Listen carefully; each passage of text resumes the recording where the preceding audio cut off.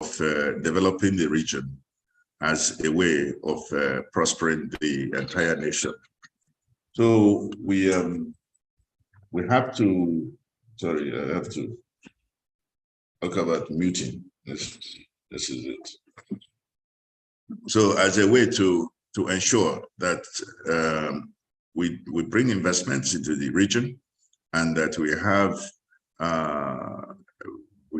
groups that work together to attract these investments. So I am looking very much forward to hearing from the various participants who have really involved themselves in various aspects of development of the region. And so with that, I welcome all of you, and we look forward to the future. This one is all virtual. In the future, the one that we're going to have later in the year, in this coming year, we propose for it to be the first complete physical one since COVID came upon all of us. Thank you, Dr. Abani. Thank you. Thank you very much, Prof. Sorry, I must also mention that Dr. Abani is a trooper here, because he hasn't been well, but he's been able to just ensure that he's present and doing the great work that he's been doing for us over the years. So we thank you so much. Thank you very much, Prof. Thank you so much. I have just been informed that the government goodwill messages will be coming when they sign in. So when they come in, we will recognize them and take those comments. But we will not allow that to detract us from trying to keep to our timeline and going forward. Thank you very much, Prof, for setting the scene. Israel, can you project my slide set?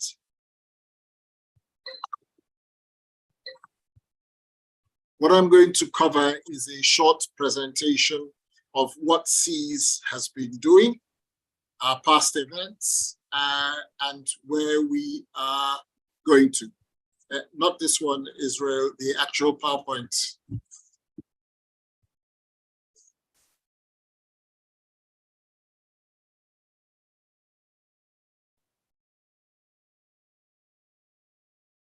If there's an issue, I can share from my screen.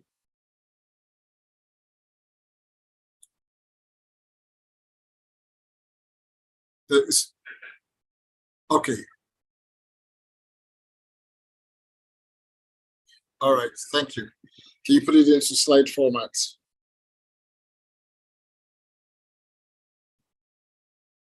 The Southeast, so by way of background to SEES, I know Prof has already given us a brief overview. It is with the Southeast Governors Forum, but it's private sector led with Seredec as the lead, and it has become a significant regional platform.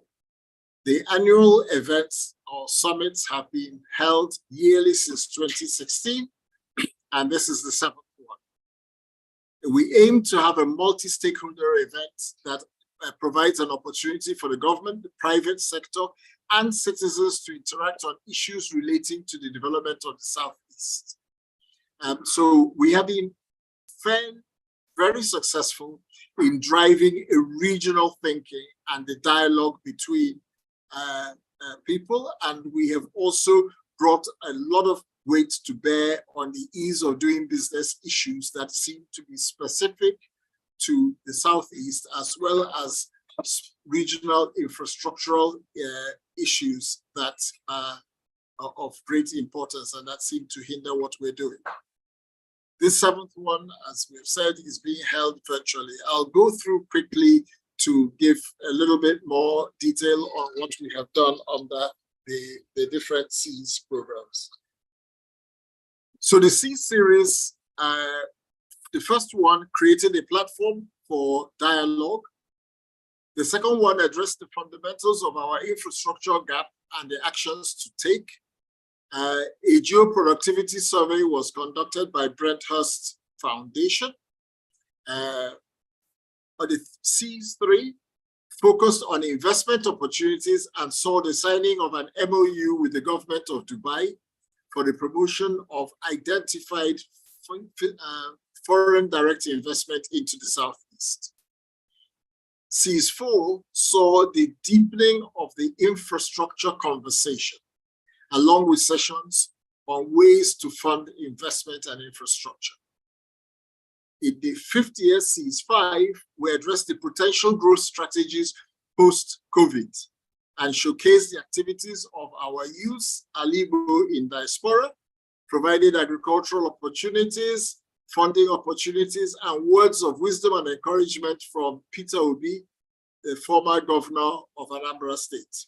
This, of course, is written in the tense because we know what he's running for now, but as I said, no partisan politics.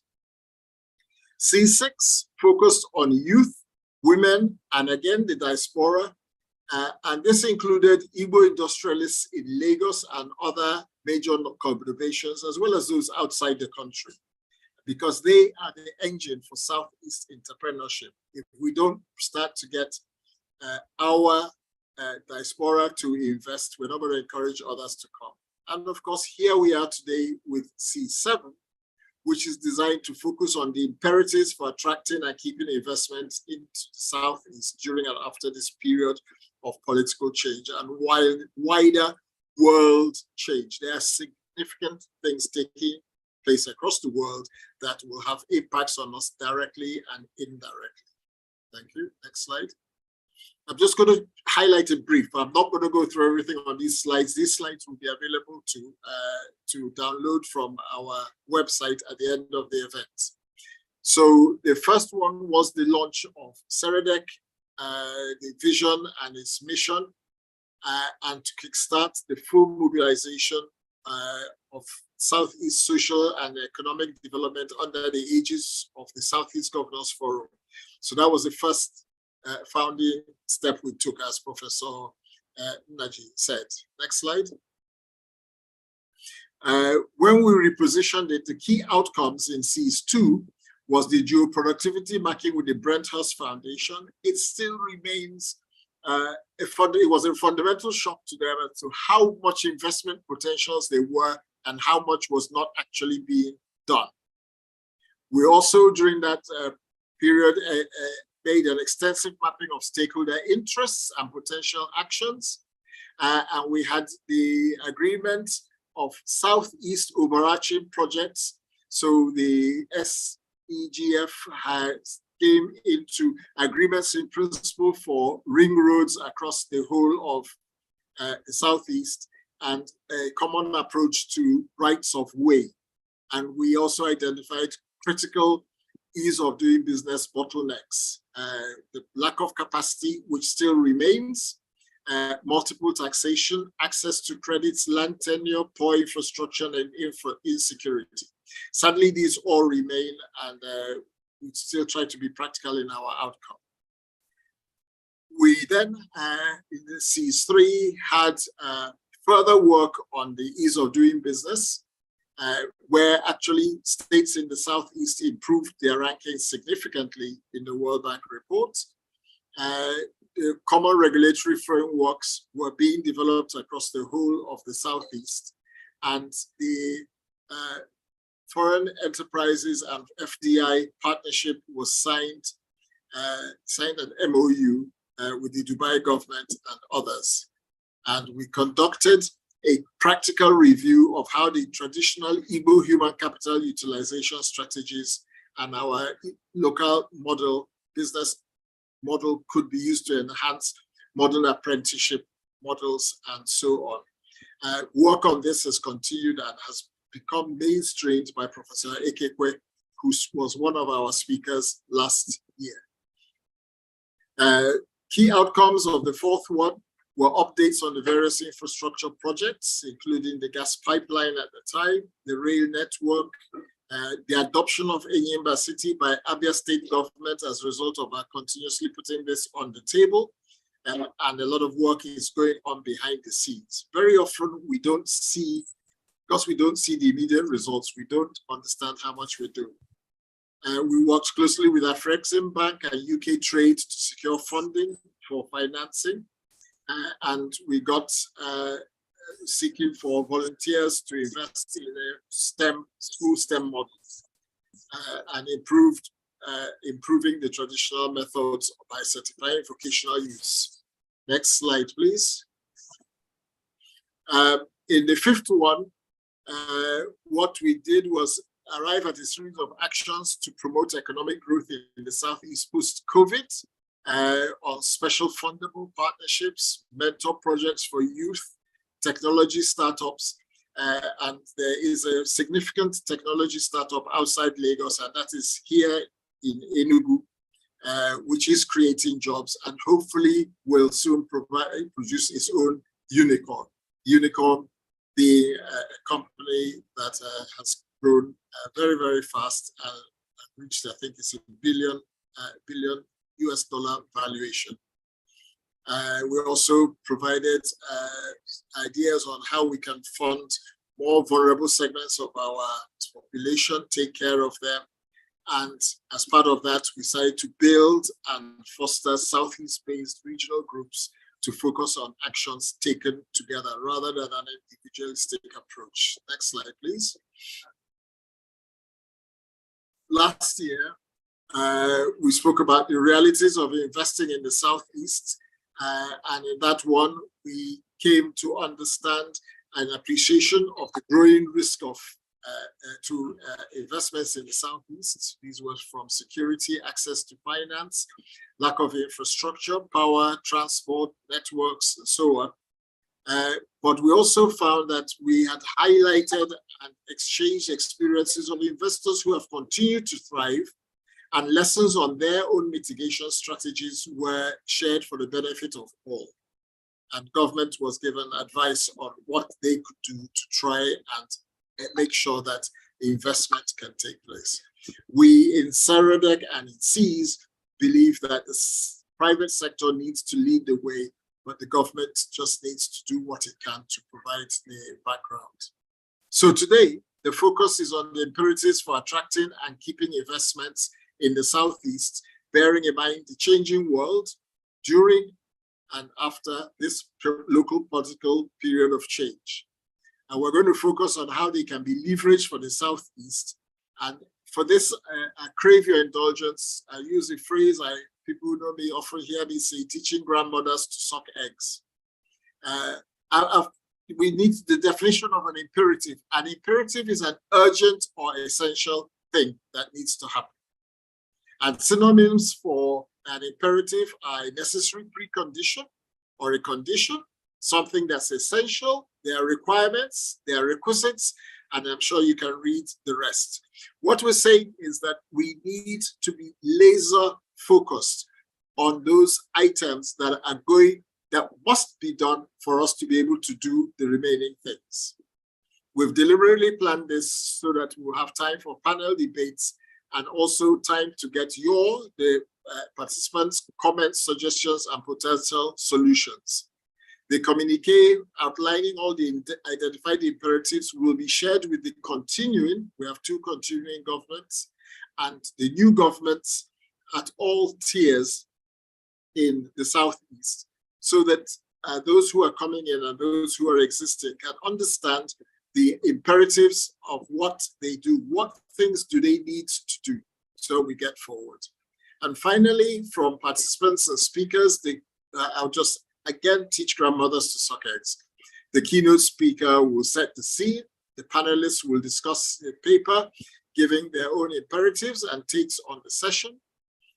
Then we will have further comments, questions, suggestions, and positive critique from participants. I actively ask you to please use the chat box in order to engage with us. And we will pick up these or question and answer boxes, and we will pick these up as we go along. Even if we're not able to cover everything, We will have them as a permanent record, and we will do our best to come back to those of you who require a specific reply.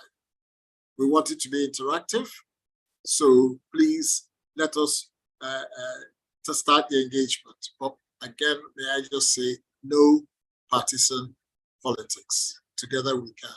Thank you very much.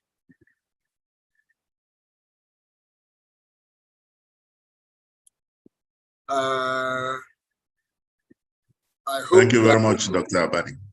Thank you. And I'm glad to see I'm keeping to our original timeline. So Yes. At this point, I will call on Professor Barton Laji to introduce our erudite keynote speaker, Professor Kingsley Moghalu, who will then proceed to give us our keynote address. Yes. Thank you, sir. Yes, it is my pleasure to introduce Professor Kingsley Moghalu, who I think everybody here knows. There are various roles that he has played in our world.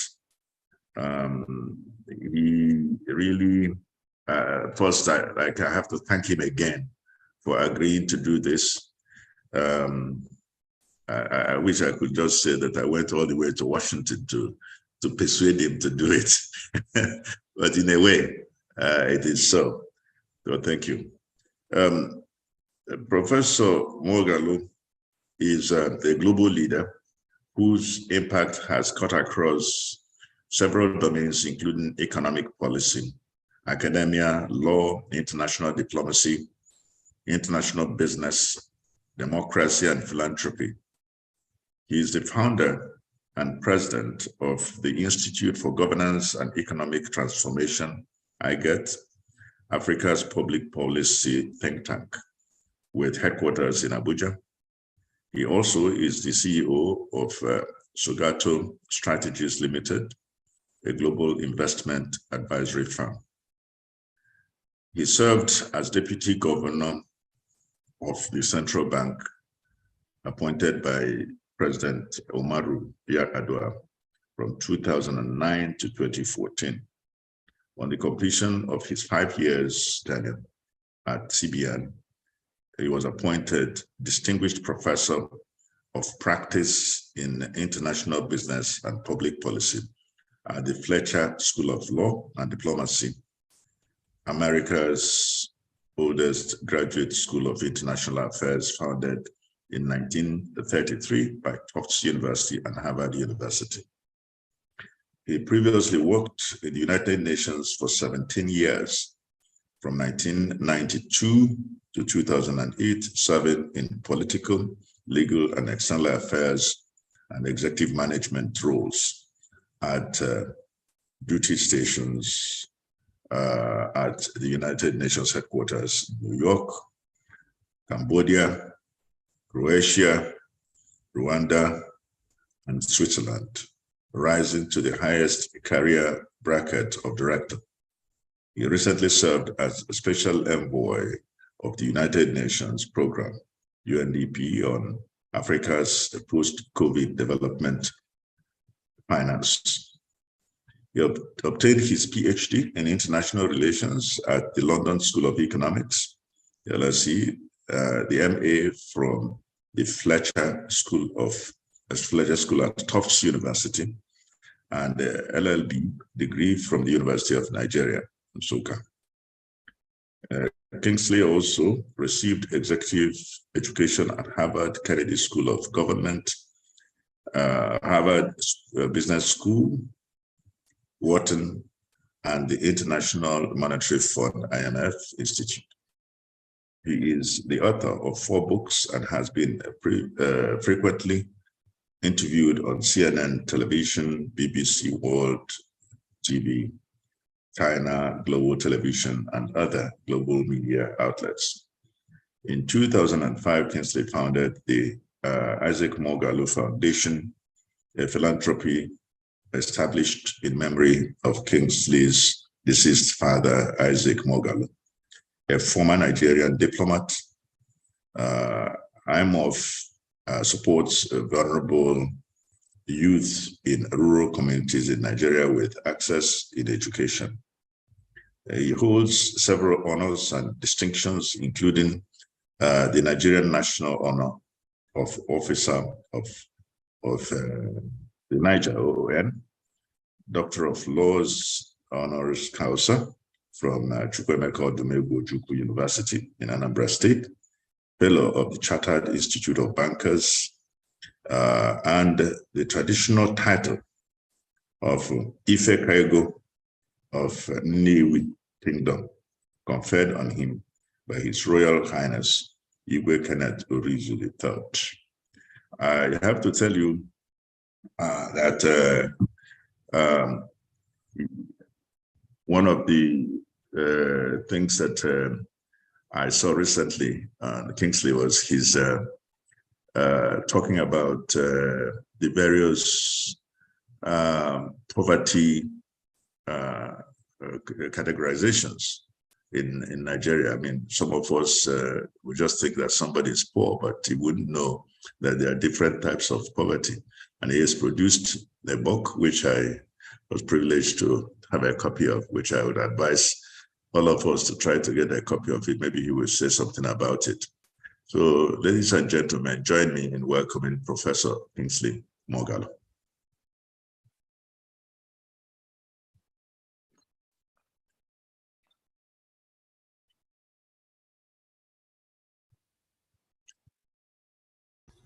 Kingsley, unmute yourself. We can hear you. Can you hear me now? Hello? Yes, we can. Oh, okay, very good, fantastic. Well, very well. Thank you very much, Bart, my brother. Thank you, Dr. Abani. Thank you to all the members of SEREDEC for the great work you're doing for Nigeria's economic transformation, focusing on the Southeast region over the past few years. As we develop every part of Nigeria, we are developing Nigeria as a whole. So that's why it's very important. Nigeria is like an elephant, and we should really take it, piece by piece. And the Southeast, as we know, is a very important piece when we come to questions of the economy. So I would want to talk about investment imperatives for the region, as I was asked to. But in doing so, I want to situate those things that I will say within a certain context. And I think that's very important.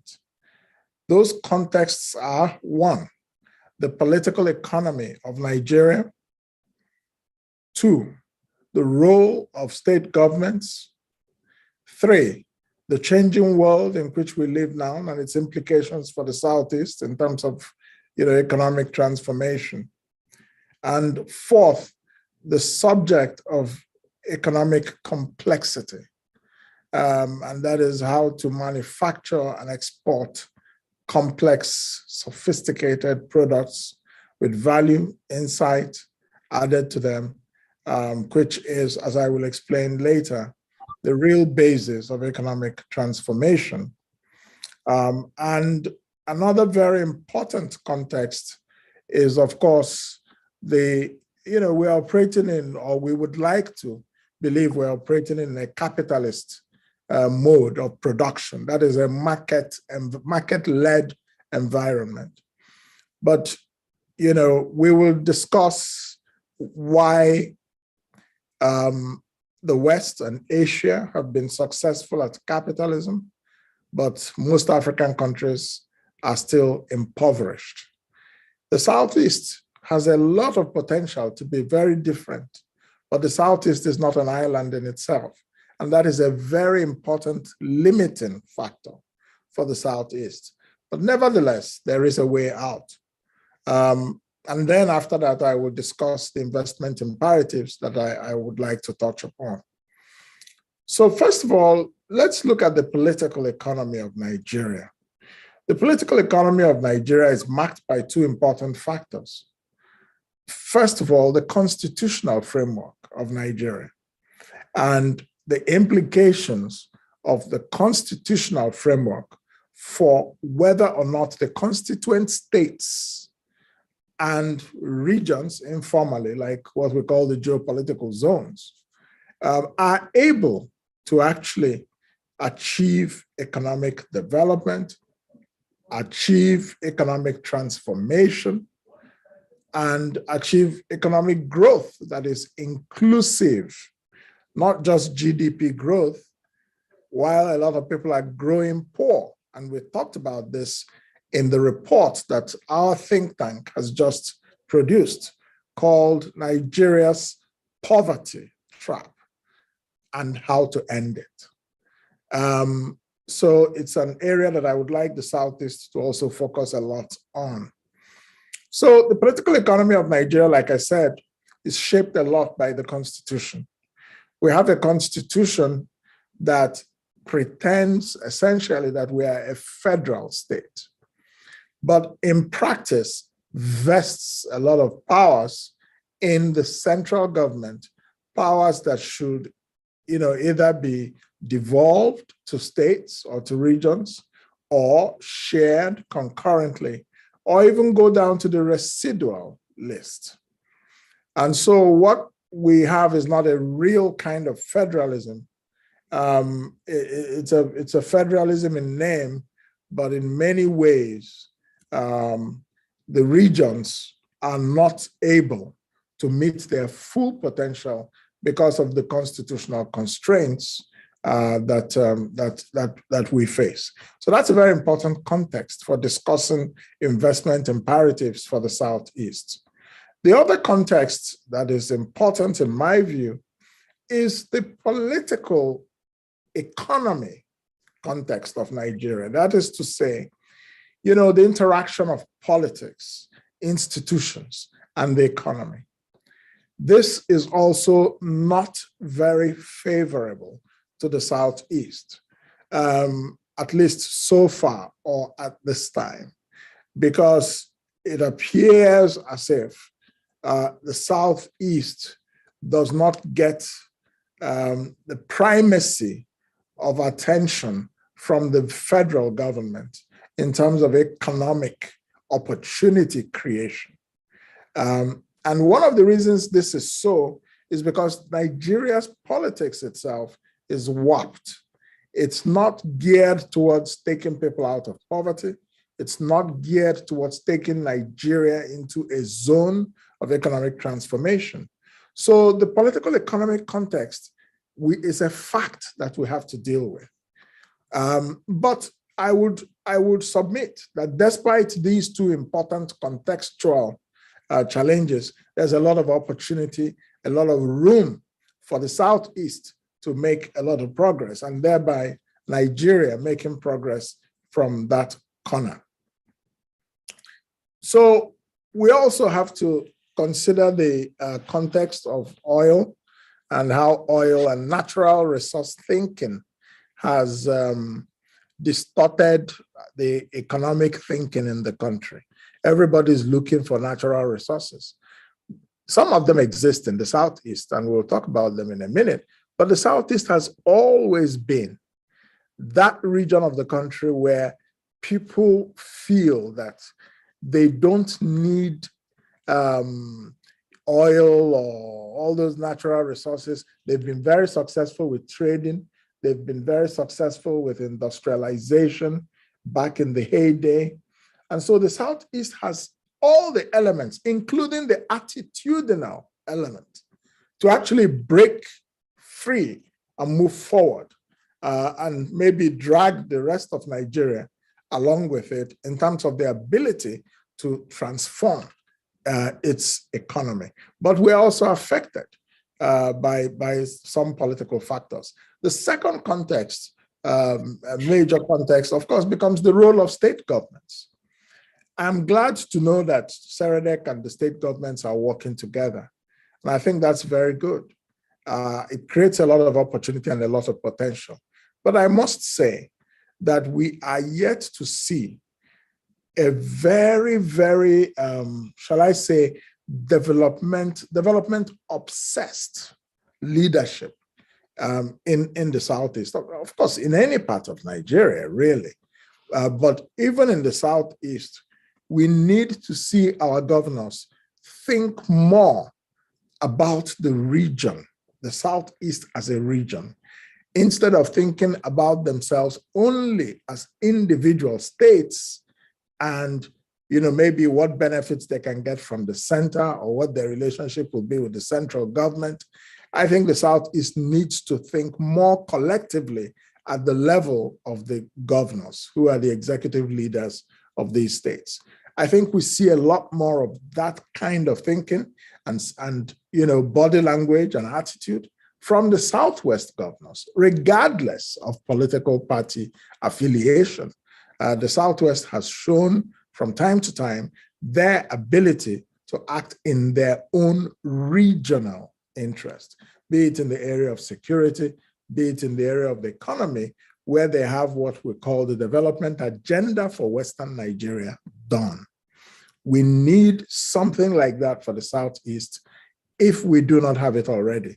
And I believe that SEREDEC has a very important potential role to play. But our governors really need to focus a lot more, in my view, on the regional economy. Their state economies, yes, but in a way that it also ties into a regional framework. Our governors should come together. It's not each one playing his or her own game, or his own game, as it were, so far. The other context is the changing world. The world is changing a lot, and it's changing in a way that I believe is to the benefit of the Southeast, and that is the rise of technology. The Southeast is made up of very innovative Nigerians, very, very innovative. The ability to really draw as if from nothing and to achieve spectacular things. There's a strong record of that in the Southeast. So, and there's a very strong affinity towards technology, whether it's used in a good sense or in a bad sense. One of the musicians said, they send you go school, you go to press tools. So that was Goya Menor, and he was talking about people they sent to school and they go and become Yahoo boys. But we do have an affinity to technology, and that aligns with the direction of the world. And this is something that is to our advantage. The fourth context is what I call economic complexity, or what the literature in economics calls economic complexity. And that is this: how does a country or a state or a region, how do we begin to create wealth that is not based on natural resources or intensive traditional factors of production like land, and so on, but just from our head, just from what we have upstairs? How can we, that is to say, knowledge, the knowledge economy? That is a very important context that the Southeast should focus on going forward. Again, I believe the Southeast has an advantage here. So, economic complexity. When you look at Harvard University and MIT did what we call an atlas of economic complexity, and they showed all the products that are found in nature and how versatile each of these products can be. And we found in this, looking at this study, that crude oil is one of the least adaptable or versatile things, but it is what our economy has been based on in this country for many, many decades. So it is economic complexity. That's why Switzerland will take the chocolate from Ghana, the cocoa from Ghana, turn it into chocolate and export it back to us. Its economic complexity, why South Korea, which has nothing under its soil, Switzerland, nothing under its soil, Japan, nothing under its soil, but they can, aggregate raw materials and produce them as a value-added product and then sell them to the whole world. That is the real basis of the wealth of nations. And this is a very important context when we begin to think about where should we be investing in the Southeast. So I'll make the connection when I move to the investment part, but this is an important context. And then the final context is that if we say that we are capitalists, if we say that we want to create a market economy, I'm a capitalist. No apologies, but I'm a capitalist with a conscience. I'm a strategic capitalist, if you will. We have to understand that the state has an important role. Even in the most capitalist of countries like America, we still see the role of the state in terms of creating an enabling environment, creating a policy environment, and adopting policies that can lift up the people themselves directly when the markets fail to do so. We saw the response of America and many countries to COVID. We saw the checks they were writing for their people, free gifts just to help people survive in a time of COVID. So the matter of the relationship between the state and the market needs to be very properly understood in the Southeast by our governors, and by our private sector, by SEREDEC in its advocacy. This has to be very clear. So how do we create wealth? There are three fundamental conditions that can help any country or any people to create wealth from a market-based economy. But none of those three conditions exist in Nigeria. If the Southeast were a country, I'm sure that they would find a solution to this. But the larger political economy, the larger constitutional context, what are those three factors? The first is property rights. You must have the right to own and dispose of property, including land in freehold, in order for a nation to be able to create wealth.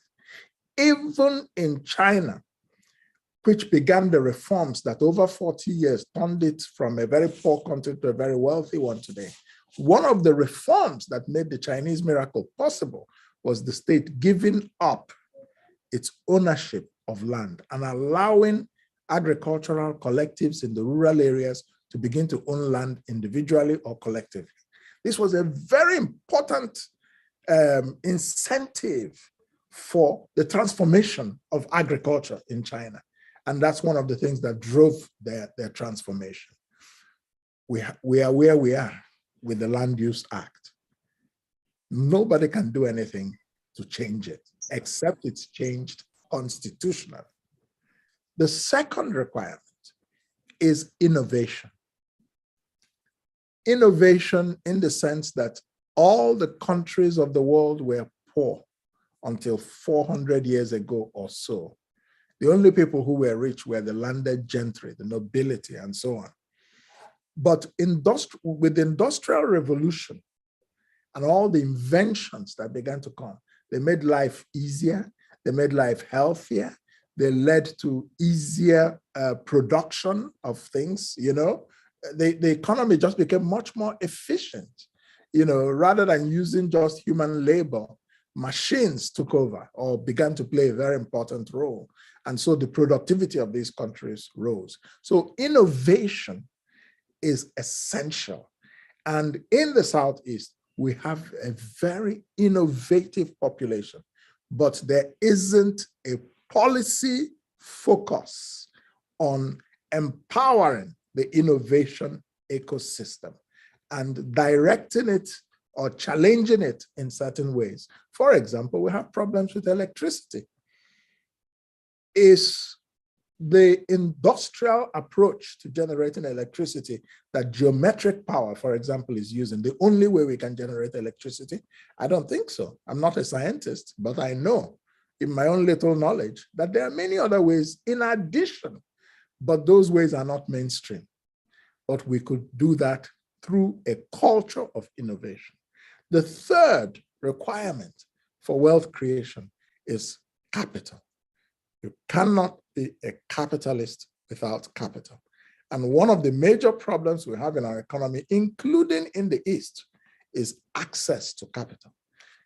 To some degree, our traditional system of, Iba boy and all those things in the trading, helped to solve that problem by creating a way of supporting young people in business to grow.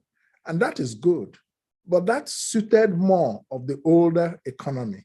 The economy we're entering into today, there are too many people for you to say that their only access to capital has to be serving some, senior trader master. That is not practical. This is an area we have to think about. So I've set the stage, because if you're saying investment imperatives, in what context? You have to know why a certain type of investment is an imperative for us in the Southeast, and and then decide how to go about it. When some of those imperatives are affected by political factors, some of them are affected by constitutional factors, and others we can find a way around. So this is the context that I wanted to set as the backdrop. Now, when we talk about investment imperatives, why is it an imperative to invest in certain things? I would say that it's an imperative because we are looking at a certain holistic outcome for the economy of the states of the Southeast region. So, for example, we want to take many, many people out, millions of people out of poverty. We want to create an industrial economy. We want to create an innovation-led economy. There are certain things we must invest in to achieve those outcomes. If you do not invest enough in those things, you can wish all you like, but those outcomes will not happen. That is why I would define the following factors as investment imperatives. One, infrastructure. And when we talk about infrastructure, the most important infrastructure for the Southeast is electricity. The reason this is so is because the Southeast has already demonstrated an ability and a record for success, not just in trading, but in manufacturing. Today in Nigeria, the biggest challenge to manufacturing competitively is the cost of electric power through generators. Almost 40% or 50% of business costs go to power. When you have such an environment and such a scenario, your economy cannot be competitive side by side with people like China. They will import because they produce more cheaply, so they will send their goods into Nigeria and we will have a hard time. Our own manufacturers will have a hard time. So solving the electricity conundrum will reduce the cost of business by more than 50 to 60%. There are other problems that affect manufacturing, but the cost of energy is the most important. And so if we can invest the sort of thing that geometric power is doing in Abia State, we have already begun to see the impact from all the stories that I've heard, and we're not even at the full potential of it at this point. I think it's a very good model. Can we do the same thing for Onisha-Nnewi axis? Can we do the same for certain parts of Imo State? Can we do the same for Abakaliki? we have to think about how to attract. I was very, very pleased to hear the backdrop or the background of the investment assessment of the Southeast region that Saradec seems to have led or spearheaded, and all the potential with investors from Dubai and all those places.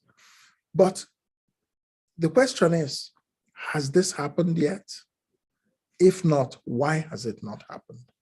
It brings us back to politics. It brings us back to vision, brings us back to leadership by our governors.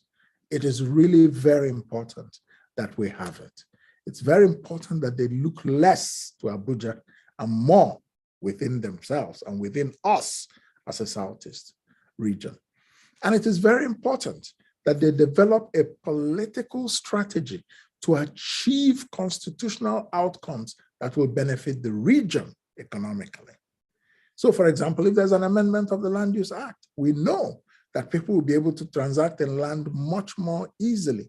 C of O and all the bureaucratic, blockages will not be there.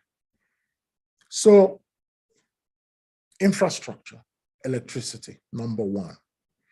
Number two in infrastructure, of course, is transportation. So there you have land, you have sea, and you have rail. Among these three, two are affected by the constitutional conundrum. And that is seaports and railways. We need a railway that connects the whole of the Southeast. We need our seaports, whether it's in Onitsha or Oguta or places that have the potential to become developed. How far can we go given the constitutional framework in which we are? And if that is a strategic blockage for our economy, what do we do about it? Do we just sit down and accept it? Or do we say, for example, we partner with the Southwest? That's another region that has a very strong vision for itself as part of Nigeria, but they don't want to be held back by anybody and politics. That's how the Southeast should be looking. So we can partner with the Southwest, we can partner with some other regions and try to create a majority that can pass the constitutional amendments that can open up the economy and create lots of jobs and employ millions of our young people. So infrastructure is very important. And I commend my brother Bart for what he has done with geometric power. Despite all the travails he has gone through, I'm very pleased to see that things are beginning to pick up. But that tells you, again, the political economy context in which we operate in this country. And since the Southeast is part of Nigeria, we are affected by those things. But where there's a will, there is a way. So that's what I would say. The second investment imperative I'd like to touch on is social infrastructure, and that is education, healthcare, sanitation. The reason this is important is that you cannot achieve anything without investments in education. In the Eastern region before the Civil War, at various points, the government allocation and investment to education was almost a third of the budget. The same thing in the South, in the West, in the Western region. And it is no surprise that these two regions made very remarkable strides, especially the Southeast, which had one of the fastest growing economies in the world before the Civil War. The investments in education, it creates a mindset that drives progress. It creates a mindset that wants to succeed on its own terms. So, it creates empowerment. It reduces poverty by creating opportunities. People can make better decisions. People can say, okay, we will have 3 children or 4 children, not 9 or 10. It's because they're educated. So we have a phrase in Igbo called omuluzuo. The Igbos give birth and they train. If they don't train, their relatives help them to train. but they never like to leave their children untrained. Only poverty can create those kinds of outcomes. So investments in education are really very important. And one way to go when it comes to investments in education are that we should actually target foreign investment in education and in infrastructure as the two most important priorities. We have to be very strategic when we say investment imperatives. We should bring first the investment that will trigger all the other kinds of investments. And foreign investment follows what we call location factors. One, it looks at the level of skilled manpower in a particular market. Very, very important. Second, it looks at infrastructure to do business. Those are the two factors that most determine foreign investment. And so if we even want to go for foreign investment or local investment, but focus on these two things, it will drive other outcomes. So we have to be very strategic and very prioritized about things. And I would accord these two areas as investment imperatives of the highest order: infrastructure and investments in human capital. So when we talk about education, for example, we're not just talking about going to school. We're talking about adapting education to the reality of the world today, that the world is very, very technological. So we need to give the Southeast competitive advantage, not just comparative advantage. And I want everyone to hear me clearly. I am not limited to comparative advantage. The Southeast has the potential to have competitive advantage in Nigeria and in the world economically. And this is where we should be going, because it is the competitive advantage of the production of manufactured goods that the Western and Asian nations have that gives them the economic power. They have no comparative advantage. They don't produce raw materials. We do, but we are the poor countries. They are the wealthy ones because they have competitive advantage. And the competitive advantage is conferred primarily by skill, knowledge, skill, and knowledge. And so the Southeast already has a certain advantage in this area. And therefore, we need to invest more in creating the specific skills that will empower our youth to be competitively in a place of advantage. One of the PwC recently wrote a paper called Brain Capital, that we can train our young people to actually earn foreign exchange sitting at home.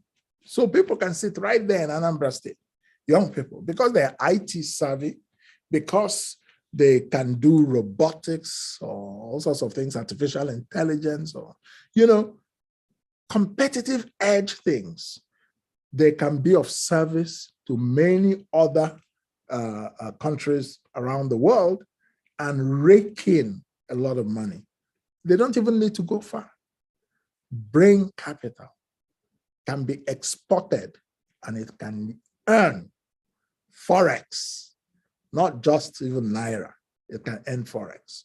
So that's what we get if we invest in the right kinds of skills, the skills to innovate, the skills to manufacture, the skills to solve our practical problems in healthcare or in manufacturing or in electricity and so on and so forth. We need to invest in innovation. We have a tech hub in Enugu, and it is, I think, Bani said it. After the tech hub in Lagos, Enugu is now the biggest hot thing. Great. But you see, when you say a place is a tech hub, there's a difference between technology that is used, for example, in financial technology. I was a deputy governor of the central bank, and at some point I was deputy governor for operations. And we created the policies that are trying to turn the payment system towards electronic methods. And those policies that we initiated in the time we were in the central bank laid the foundation for fintech, which has become the biggest, one of the biggest fintech industries in the world today is in Nigeria. But you see, when we look at what we need to take people out of poverty, is it limited to those kinds of service industries? I would say no.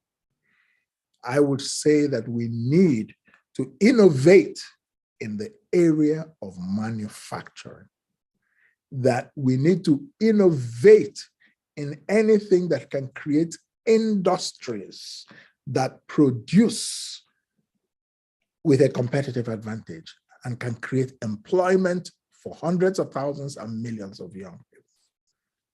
That's where I think our innovation needs to begin to shift. Our innovation needs to begin to shift towards infrastructure, especially again, energy, power, to power our industries.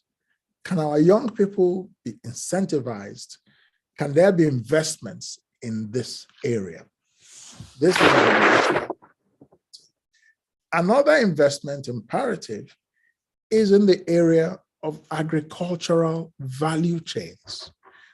That even goes more to comparative advantage because the economy of the Southeast has been based very largely on agriculture, whether it's rice farming, whether it's oil palm, whether it's, historically, we have done well with agriculture, but subsistence agriculture cannot take anybody out of poverty today. What we need is agriculture that is mechanized, agriculture that is innovative, agriculture that uses high yield seedlings in a very small acreage, of which we know that the Southeast has a problem with land space. The 5 Southeast states combined are still smaller than the state of Niger State. And that is saying something. But how can we make use of our small land? Israel is the perfect innovation economy. And we need to create a local type of Israel in the Southeast. Singapore as well. So agricultural value chains, moving beyond just going to the farm. Oh, agriculture is the mainstay of it's not enough. We have to go beyond smallholder subsistence farming to mechanized farming. We have to go to transportation of agricultural products as a business in the value chain. We have to invest in storage. We have to invest in processing. We have to invest in export. There are at least 5 value chains in agriculture, and our business people should begin to invest in different value chains. And when we're talking about these investments, we're talking about private business people doing so and creating jobs, you see? So this is another area of investment imperative. And I would then say, I know that we have natural gas. I know we have a number of other strategic minerals. I will not talk too much about that because I don't want the Southeast to go the way of the South-South or the way of Nigeria more broadly, which has been focused or which has experienced the resource costs. We will make use of those natural resources, of course, to produce gas, to produce power, yes, but we want an economy that is not dependent on natural resources. And even the natural resources that we have, we must turn them into value added and export them, not just exporting raw materials. That's just not a strategy at all. So we need to invest finally in capital, access to capital. How do we create this? Many people want to start businesses, but I find we're not thinking enough about this matter of capital. Now, how do we bring more capital into the Southeast? Foreign investment is not going to do all that we want to do. It may not even do most of it. There are debates about whether foreign investment actually drives economic development or if it drives economic transformation or if it follows economic transformation. The truth is that foreign investment follows economic growth and transformation and does not drive it. So anybody who thinks that foreign investors are going to develop his economy or her economy, I would say is on slippery ground. But if you are moving ahead, if you are developing a base of skilled capital, a lot of foreign investment will come and make that process faster and more productive. But if you're looking for foreign investment for the takeoff, it's difficult. So how then do we bring capital into the Southeast? There are a number of ways. One, we need to, when I was in the central bank, I told a lot of people from the Southeast to set up regional banks. We set up a new banking model. The governor, Sanusi, and myself as deputy governor in charge of financial system stability, I was responsible for supervising the banking system. I led the implementation of the reforms in the banking sector. And one of the things we did was to say, look, there shouldn't be a one size fits all. You don't have to have 200 billion or 25 billion, which was $200 million then, to set up a bank. There can be different kinds of banks. There can be national banks. There can be regional banks. And so, but how many regional banks do we have in the Southeast? We have a lot of people who can bring out 10 billion, 15 billion to set up regional banks. But why do we have so few, as far as I know, of those kinds of banks? Because we need capital to penetrate into the region. We are competing for resources with all the banks, and they lend 77% of the lending of banks in Nigeria is in Lagos State alone. Just one state. Because it's profitable for them. So why do you think they will look at you? So we need to create that capital in our own region. And you create it by a number of ways. What do you call it? Regional banks. You can create it more through more effective microfinance banking. We can create capital in the Southeast by the establishment of venture capital firms. Because like I always say, part of the problem we have is that we focus too much on credit, and we don't talk a lot about equity capital. We can create, or investors can create, a venture capital fund that can finance innovation and take a share of the profits of innovation products. We can set up funds that can finance young people to start new businesses and own equity in their new businesses. So we can start with a fund of a few billion, or we can do it as a private thing. The state governments can also invest, but they should not drive those companies. The problem with Nigeria today, it's not Nigeria of the 1950s or 1960s. The state has lost the capacity to run things. The state is very weak. So anything that the state leads or runs in Nigeria tends not to succeed, except in very rare circumstances. So what we want is a collaboration between the private sector and the state, where the private sector, the state is opening the way, has its hand on the steering wheel, has a strategic vision, but is not doing the work of the private sector. The private sector should do its own work. So access to capital, I would say, is an imperative of investment that we should focus on. So that is my conclusion. I've talked about the context, and I've given some specific investment imperatives. I think we can now develop some ideas or maybe a strategy to focus on these kinds of investment imperatives with some agreement as to the kind of outcomes that we wish. Thank you. Wow. Thank you very much, Prof, for that most elucidating lecture based on lots of practical experience and practical items that we can work through. going to try and do you any injustice by trying to summarize the outpouring. It's just so much. I've got pages and pages of notes here and key phrases and that will go into the communique. Well, you've covered some of the issues that are imperatives, the constitutional issues. No matter what you try to do, if you don't address the constitutional issues, really, you're not going anywhere. So that fits perfectly within the definition of an imperative. The thinking by the regional thinking by governors, rather than state thinking, is extremely important. It is an imperative. If we're not thinking of that, we will be competing rather than pooling resources for our better wealth. The economic complexities speak for themselves.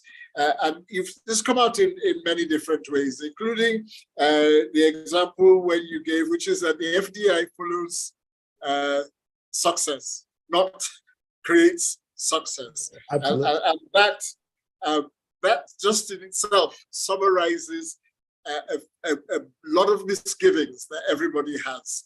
Yes. The debt for equity, the equity financing is another major project. And that is another way in which around the world people have lifted companies out of their poverty. You've spoken about the power. As somebody who runs a small business myself, I make no money. By the time I finish paying diesel, if anything, work I do subsidizes what I'm doing. It is terrible. It's absolutely terrible. Absolutely terrible. The social, the total breakdown of the social contract and the social infrastructure is one of the major issues. Again, as a personal employer, I can say that there's a lack of education, a lack of skills, a lack of appropriate knowledge at all levels. I use mechanized agriculture. I can't even get people to learn how to drive a tractor, you know, because of all sorts of other issues. So there are a number of ways we need to start readdressing our education alongside a mindset. And there's a beautiful question that we will get to when we do questions and answers after the panelists have spoken around how do we address some of these particular issues. Healthcare and so on are all there. Onyemolo Yazo is critical. Unfortunately, a lot of people haven't still understood that. How much I have so these days, I know my Joe have my children. Where me how?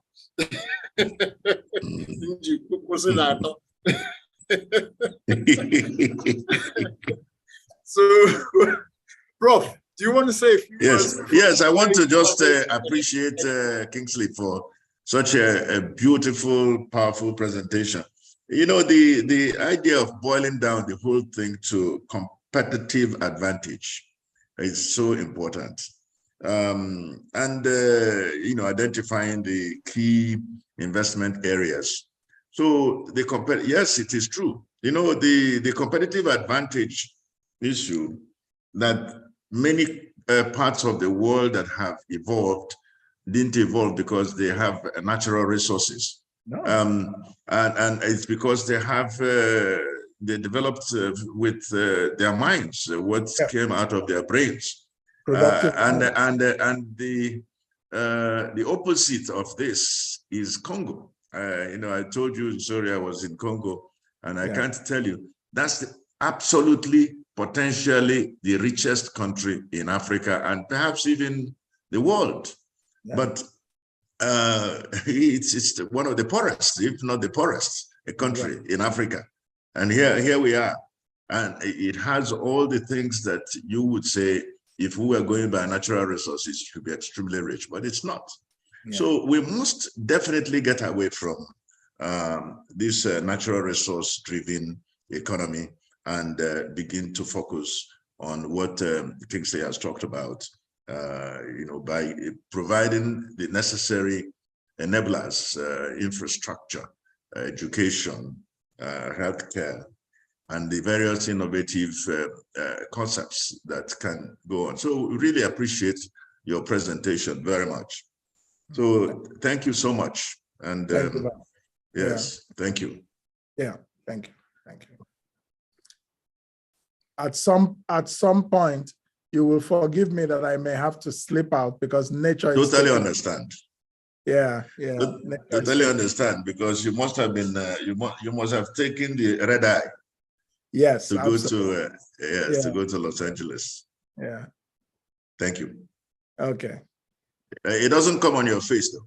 I mean, you don't look like someone who has taken the red eye. Well, yeah. We are bold facing it, as they say. Yeah. Thank you. So Mark, take over.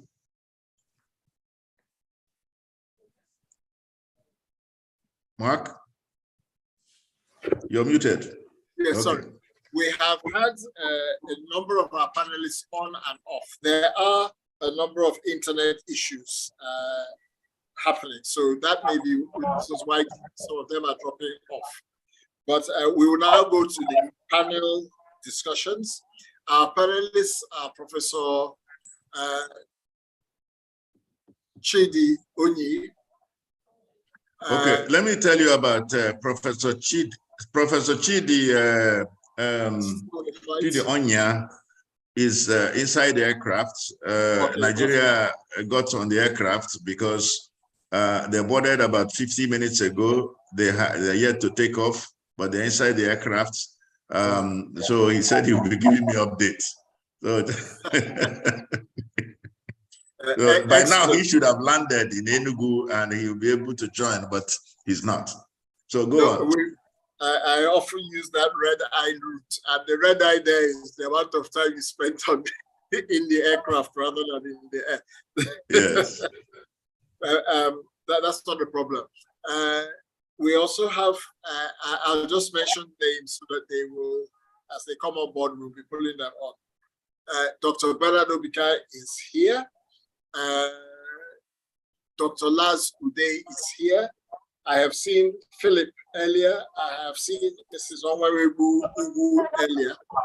I'm sure they will be joining us again. But at this point, may I ask Dr. Bernard to share his views and comments by way of introduction. Dr. Bernard holds multiple hats. I find it difficult to remember which hat he should be wearing. He should learn to wear one single red hat like mine that is recognized everywhere. He's a senior director, high volume transport for the World Bank. He's over about 30 years plus experience in transport, policy planning, in policies, in public-private partnerships, in infrastructure development policy. He's worked with DFID, now known as FCO, which he continues to do work on and off with the World Bank. He's also got academic roots in University of Birmingham, and he has numerous awards. I've had the pleasure of also knowing Dr. Bernard for quite a few years, as we've both been in the development sector together. Dr. Bernard, can I please ask you to take about 5 or 6 minutes to give your initial review, your initial presentation, and take any reactions you wish to from the paper or key into the very many hangers that Professor Mogalo has left for us to look into. Thank you. Thank you very much, Mark. My greetings to you all. And Mike, it's good to see you again and to meet some many familiar faces. I think that was an excellent keynote by Professor Mogalo It's fantastic. It touches on all the key points and delves into some of the issues that I think it's the imperatives for the Southeast. Look, I have only 6 minutes, so I'll just dive straight in. There are different types of infrastructures, and I'm really quite glad that Professor Moghalu has mentioned on two of the key infrastructures, which is power and transportation. I won't talk too much about power because we know all about it and the efforts that Professor Batten-Naji has done in that space. But what I will talk on is about transport, our transport infrastructure. At the end of the day, we need a whole gamut of infrastructure to meet the complexity of our needs for the Southeast. The transport infrastructure for me is that which drives economic growth, is that which breathes lives into communities. It allows our citizens to go to hospitals, to go to school and education. Without transport, we cannot achieve all of those. It opens new grounds, allows for new industries to develop. And so for me, it's the piece of infrastructure, as highlighted by Professor Moghalu, that is really an imperative. We look at sort of some of the global economies, and we look at a particular point where there's a step change in the value of the economies, and you will find that it was driven by adequate transport infrastructure. So I will concentrate on just transport infrastructure. So within that, Professor Moghalu mentioned three key elements within the political economy context, which influences how we develop our transport infrastructure in Nigeria. He mentioned property rights, is absolutely spot on. He also mentioned innovation, absolutely spot on, and access to capital, and he illustrated some of those issues around those with specific examples. Prof, you'll be very happy to hear there are some really flagship projects that is going behind the scene at the moment, such as Enyimba, which touches on all of those and has leveraged on some of the USPs where we are and has overcome some of those barriers that you so aptly highlighted. Within the sort of time that I have, I'd just like to make one key recommendation. You've highlighted the importance and the role to be played by the Southeast governors and the leadership role that they've got to play. If they were to achieve just one thing, is that there's need for, one, a strategic Southeast transportation master plan. The master plan would look at both the road sector, it will look at both the rail sector. It happens to be an area that I have an intimate involvement in Nigeria, having led the Federal Committee for Road Sector Reform, having chaired that committee, so I know what the barriers are. In the rail sector, I'm involved with at the moment with a committee to restructure the NRC to make it more conducive to private investment. And I can tell you there are things that we can do in those space. I'm also involved with development of some of the initiatives around the current private initiatives around privatized road networks, and I'll come to that for the moment. And then, of course, we need to look at waterways, air transport, and cities. We have growing cities. What are the mobility requirements? Innovation has to come into it, inclusivity, equity, and they have to be green. It has to be future scanning to look at the developments and what we know about the movement and real shifts in our understanding of mobility requirements, transit-oriented developments to reduce mobility and those issues in our cities. Our cities that are growing and expanding must be future-proofed so that we are competitive in the complete sense that you mentioned about us being a competitive economy. But let me start off with the road transport sector. The master plan must include something that looks at strategic highways. Wouldn't it be good to travel from Enugu to Onitsha in no less than an hour and a half? And that's absolutely possible. It should be in a free highway with service stations, extending to Abakaliki, with another further link going down to Umuahia. Wouldn't it be fantastic if we had a real highway that spurs the economies from Onitsha, going down to Owerri, connecting to Aba, and from Owerri to Port Harcourt? What about the connectivity to all our industrial hubs? From Abakaliki down to Umuahia and Owerri to the ports or net ports and so on. Those connectivity in terms of roads will have to be in place in a master plan.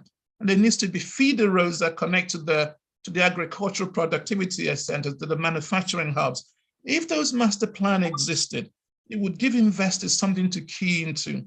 It's an imperative because investors, particularly in the transport sector, would like to see the bigger picture of where your specific individual projects are connecting to. What is the bigger picture that they connect to, which influences their immediate viability?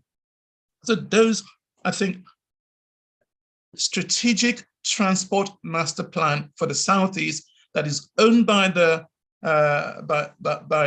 developed by the governors to guide both the private sector investment, but also their own planning, is, to me, is an imperative.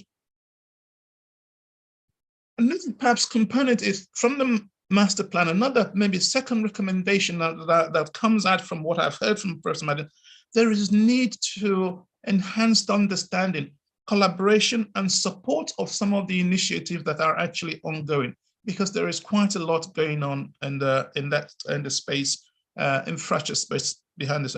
We have example for some of the pipeline that has been mentioned that is absolutely key to the industrial development of the Southeast.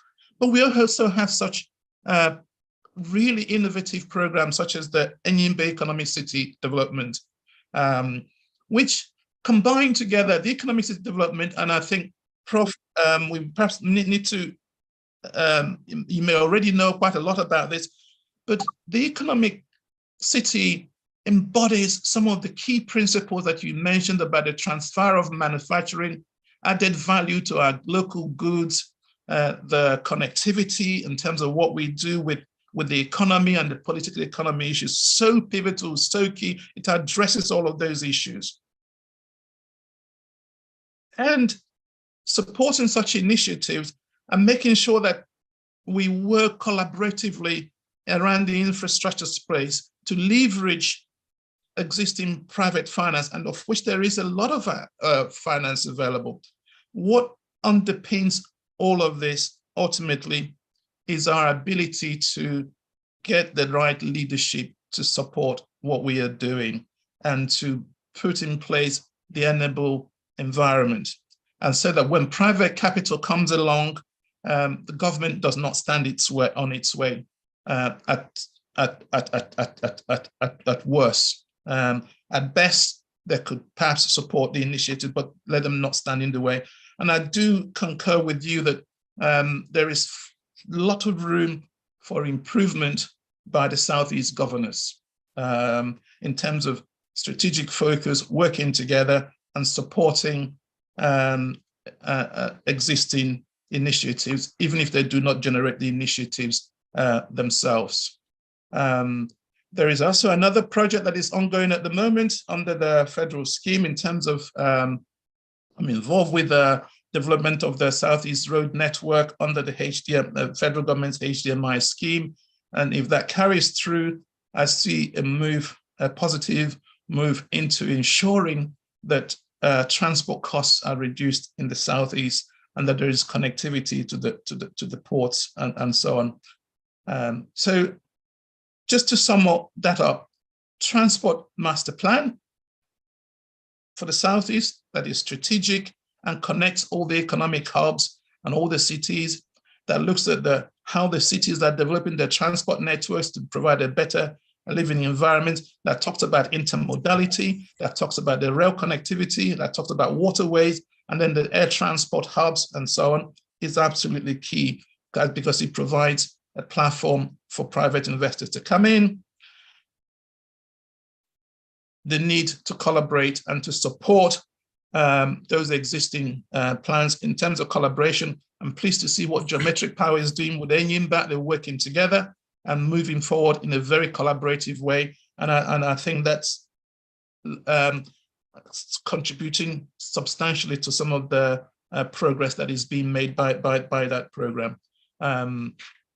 I'll leave it there for the time being. I'm happy to develop some of those thinking with the rest of the panel as we go forward. Thank you. Thank you, Mark. If I could just say sure. a few things about Dr. Obika's initiative. Look, it may not come through, but he has been a major leader in seeing that some of the infrastructure work he's talking about will come through. He and Dalozu on the Enyimba Economic City. I mean, that Enyimba Economic City, when it comes through and it is in progress, will be a major game changer. And like he said, geometric power provides this key infrastructure support in terms of electricity, without which it will be difficult to finance the project, because you're talking about hundreds of millions of dollars needed to finance the place. Secondly, the road network they are working on is so important for the region. So there is actually a lot going on. All of us, one way or the other, involved in supporting, and it's just that government can be quite slow, because if they get what they are looking for in terms of road network, it means that you can have a proper road from Port Harcourt through Aba to Owerri to Onitsha, then to Enugu, and eventually, I think, through the MTN one from Onitsha to Enugu. So there's a lot going on. We're just not the noise is not out there, and we don't want to be making noise in some of these projects. And this is just to buttress what Kingsley talked about in terms of the key areas to focus: energy, electricity, and transportation. Thank you, Bernard. Thank you very much. You took some words out of my mouth. Okay, Mark, please go on. Thank you very much. Yes. We will be circling back, because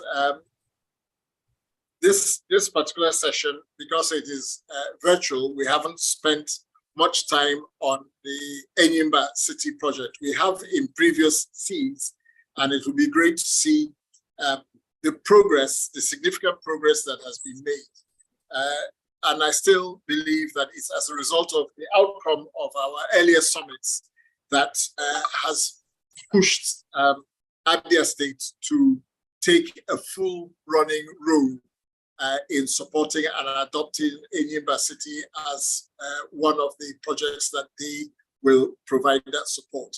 This cuts back to exactly what Professor Mogalo was saying, that we need to support, and Dr. Obika has just said, we need to support existing projects that are going on, whether they are within our domain or not, but especially if they are within our domain, in order to be able to make those drives. I'll come back with matter of fact, sorry, if I could just say, matter of fact, the governor of Abia's final birthday ceremony a couple of months ago, he chose these two key projects in his states to feature. Invited Dalozu and myself to be featured in the place, Enyimba Economic City and Geometric Power projects. So really, these are the sort of things where, if we focus on, and we can use this to change Newi, Onitsha area, Abakaliki, Enugu, and so on. And then things will begin to move. Yeah. Thank you. In fact, yeah, absolutely. I agree with you, Prof. And thank you very much for expanding a bit further details on the transportation initiatives. Is that, you know, these initiatives started quite some time ago. I remember up to 12 years ago, I was hammering, and indeed I approached the governors, and I'm quite happy to make this really publicly. I approached the Southeast governors. We had them. There is no reason the Enugu-Onitsha economic corridor should be constantly in the state that it is. It's a dual carriageway road. It's an economic corridor, hugely influential to the economies of the Southeast region. And it has been in constant state of disrepair, beg your pardon, for the past 20, 25 years. And there's absolutely no reason why it should be in that state, because the private capital is available and made the private capital available to rehabilitate that road, to rebuild it, and to have it tolled, to recover the investment. And it was a win-win situation, both for government, who did not have the capital to have it in order, for the public, who are paying huge amount of costs, both in terms of lives and the economic loss to us due to vehicle operating costs. And those are to the investors who would recoup their money. So it was a win-win situation for us. And the Southeast governors were implored to do the process that allows it to have federal government accede the road to them for rehabilitation on the normal process, which is the popular federal government. Lack of leadership has resulted in that road being in the condition that it has been for the past 20 years.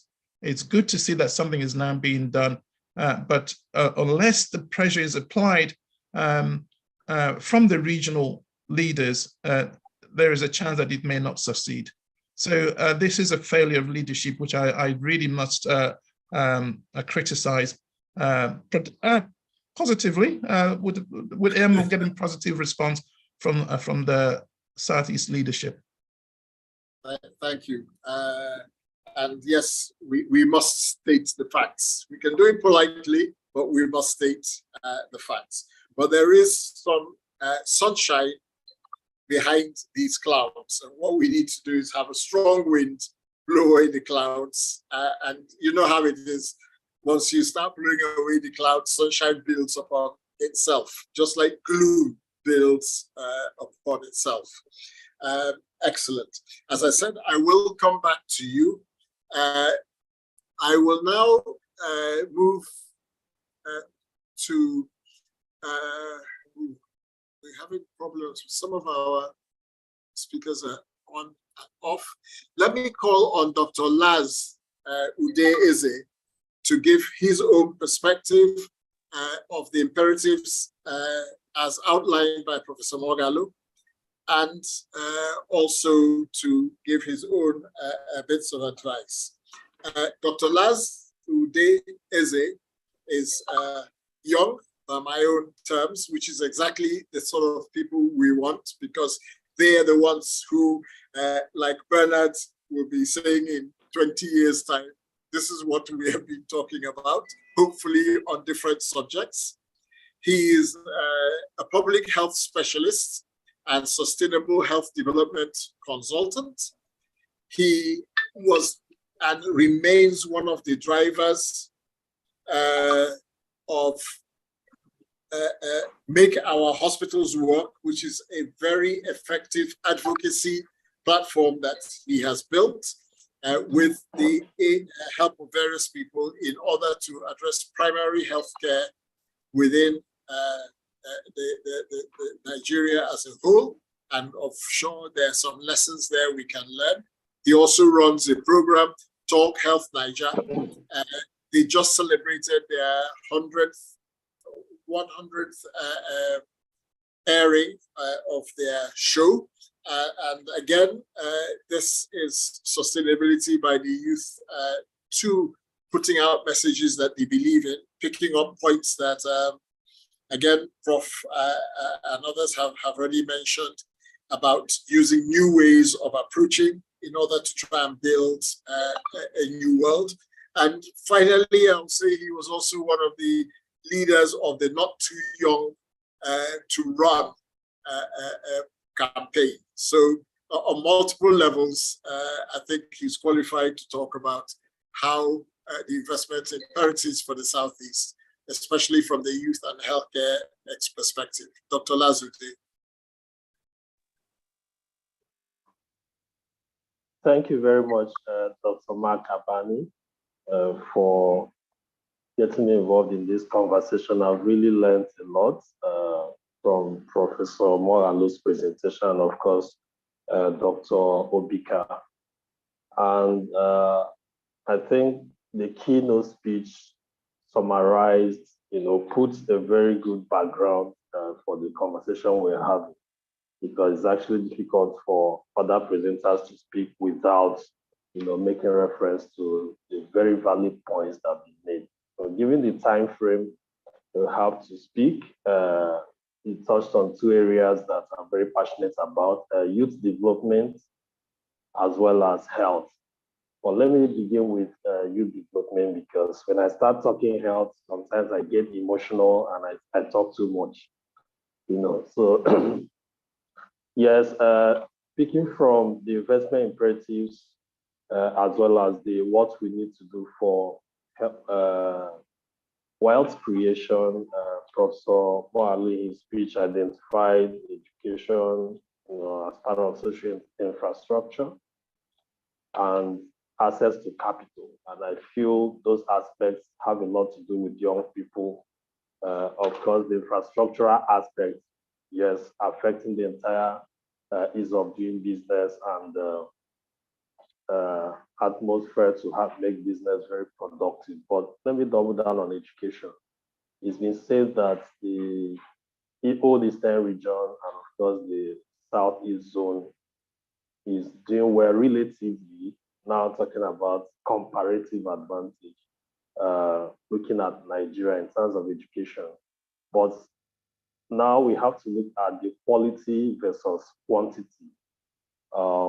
The quality of education that is currently obtainable in the Southeast zone, is this something that can give us the kind of economy that is sustainable and will grow at the rate we want it to grow? And the United Nations, of course, identified education and social investment as key things that is required in investing in youth. Nigeria has a youth bulge of over 70% of our population being youth. Of course, Southeast is not removed from that. Could we use it as an asset or a liability? At the moment, it's looking more like a liability, but looking at the investment imperatives, you can actually turn into an asset, being that young people are most energetic, most innovative, and ready to go. So what's obtainable right now is there's utter neglect of public schools in many of our states. Public schools have been left for the poorest of the poor, and this has to change if we must make remarkable progress. The basic education is the foundation for a lot of things. Is in nursery, primary, and secondary schools that people will learn good writing skills, good speaking skills, and all of that, and even good arithmetic for those who are very good in that area. And when we miss it at that point, it becomes difficult.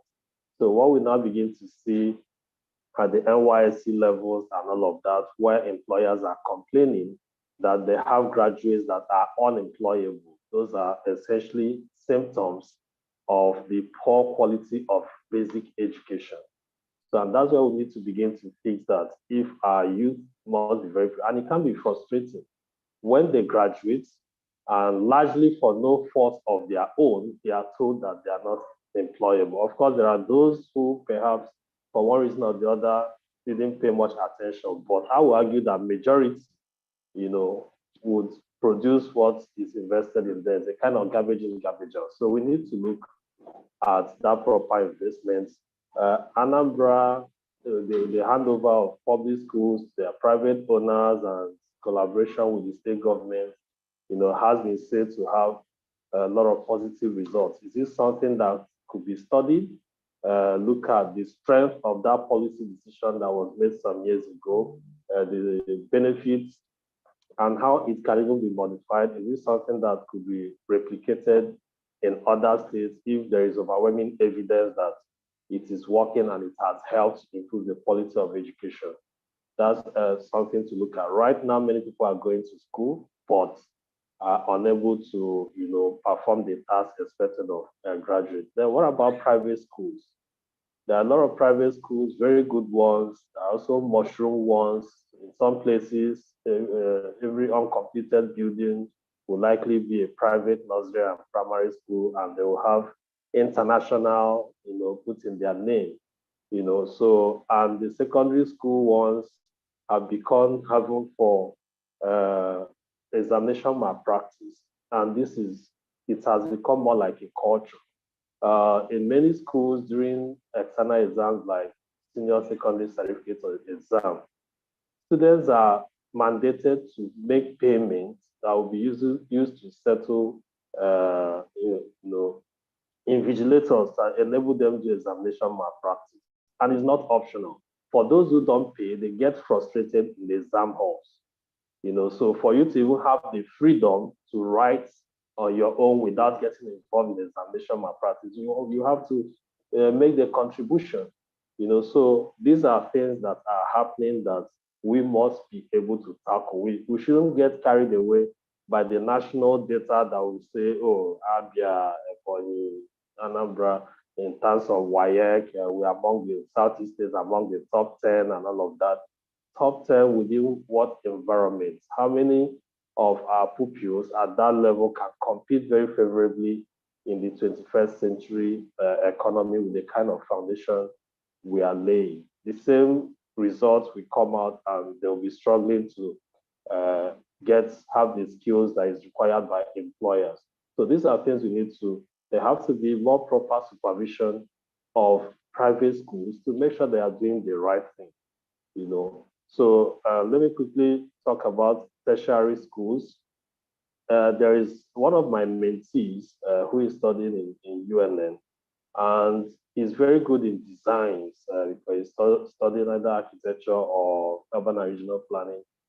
His laptop was stolen away from him at gunpoint near the gates of UNEC, some months ago, and he's been struggling to be able to replace him because it's not just every type of laptop that could take the software he needed for the designs. Till date, he's in his final year preparing and has been unable to get a new laptop. Why can't UNEC or our tertiary institutions in their library have these computers and systems where students like that, will be able to go in, sit in the library and do their designs with all the softwares there?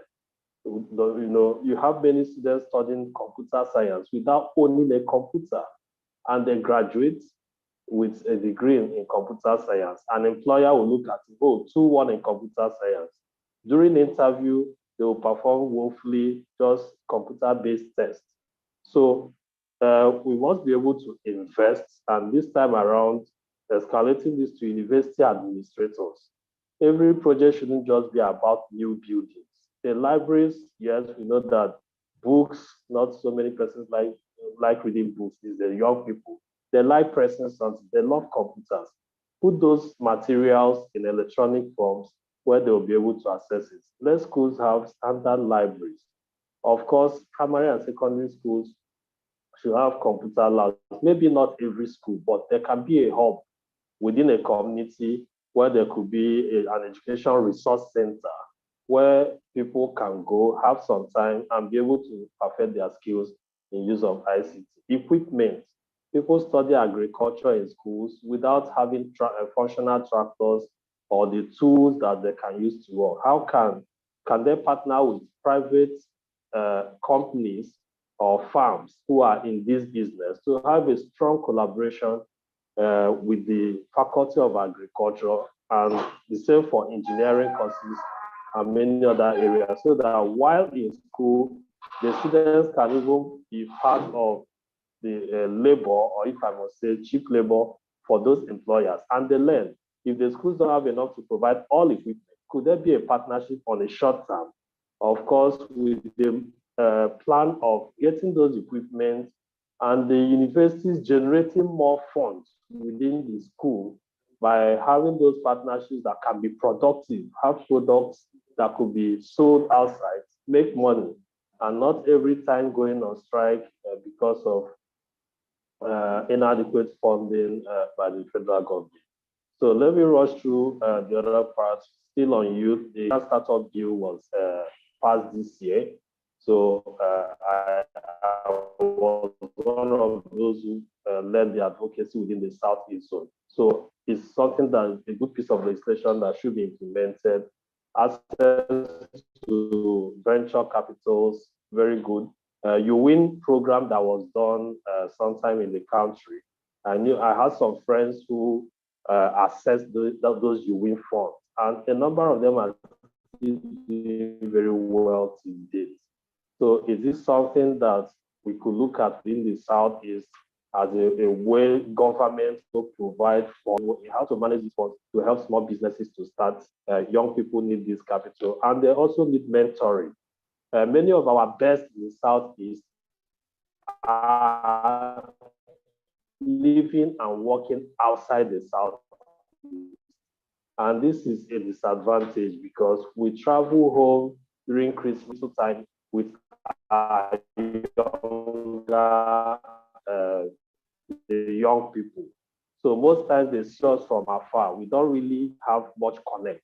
We don't describe the negative terms, and that creates a lot of gap between the highly knowledgeable persons who mentor them and these persons.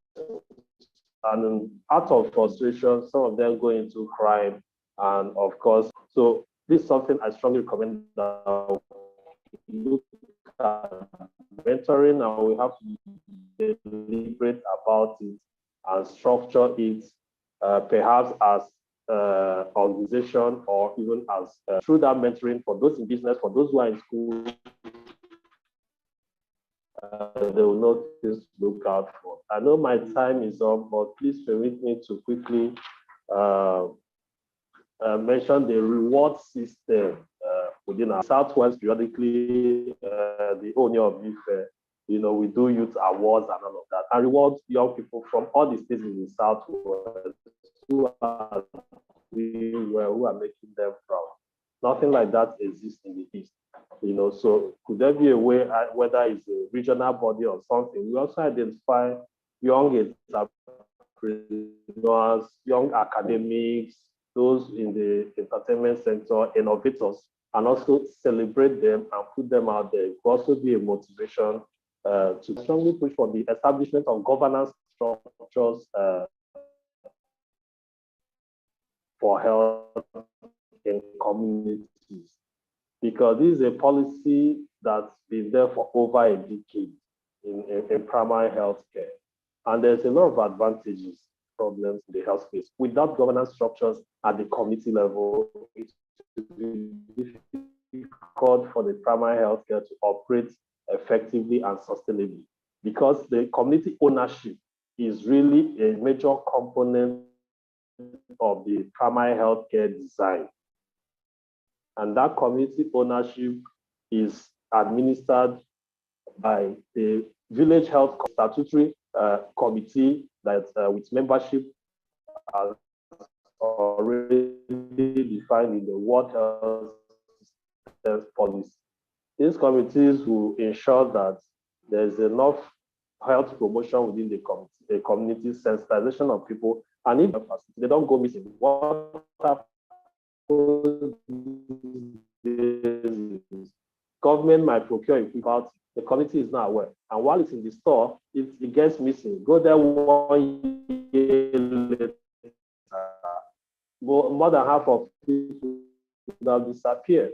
If they have bad health workers or those who have private clinics, about the money spent, but the community is not benefiting from it. So these are some of the things that those health committees, we know that this donation has been made, and they hold meetings every month, and they are part of their committees, and also provide oversight to the health workers, some of who play God at those levels. Health Insurance Authority Act 2022 made it mandatory, Section 14, that every resident of Nigeria should have health insurance. In the Southeast zone, every state has a health insurance agency. But apart from establishing care provision fund,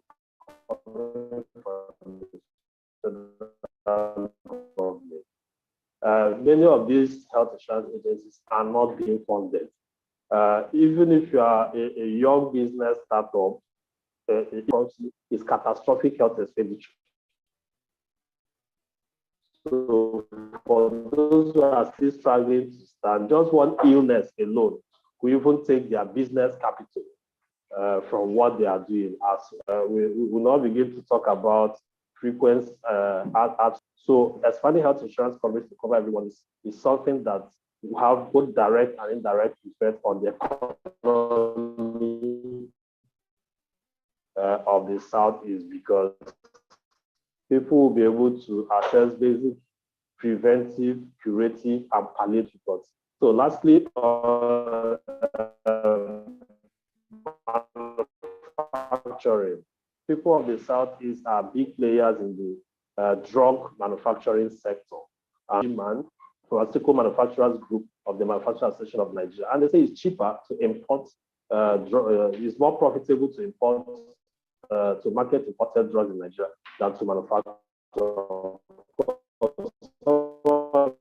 The factors are not entirely within the purview of the state to take care of. But this is something that the regional level, knowing that our people are the biggest these problems, solve the ones that we solve at the state level. As a couple of weeks ago, I was at the in Enugu, the Juhel pharmacy. They are building a new lab that will probably have the full company in Nigeria at the moment has that accreditation.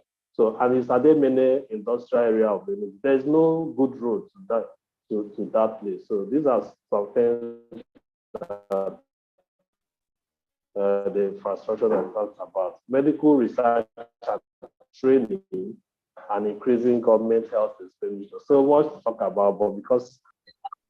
Thank you. Thank you very much, Dr. Lass.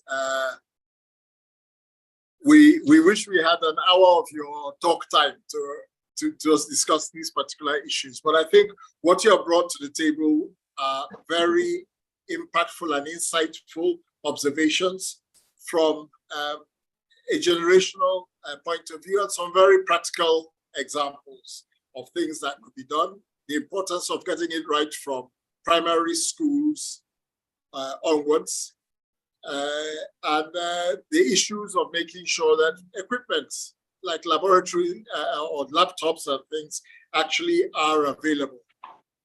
I support your work on what I call the town and gown interactions. I have had youth corpers posted to my farm who have spent 5 years in university and do not know the male and female parts of a maize plant. So it does get quite disappointing that you've been through all of that and even the basics are not known. And so we're introducing a program right back. We're working with the Polytechnic and they're running experiments on my farm because for many of them, that's the first time they've done any experience. So your contributions are excellent. They will be fed back into our final communique that will be shared immediately after this event summit is over. At this point, I will turn to the questions asked by our audience. Chinyere Mba Uzochukwu has asked, what would you say are the reasons for the low investment by Igbo elite in education, especially in secondary and TVET? The IFE axis is a cluster, so I guess that's private universities or something. The IFE axis is an education cluster that attracts international students.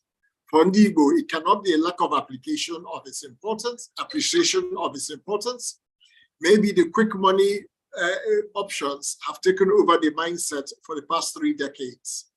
They also note that in the last decade, private universities have proliferated, but to what standard? A point that is permeating all the way down to primary schools, as Dr. Lass said.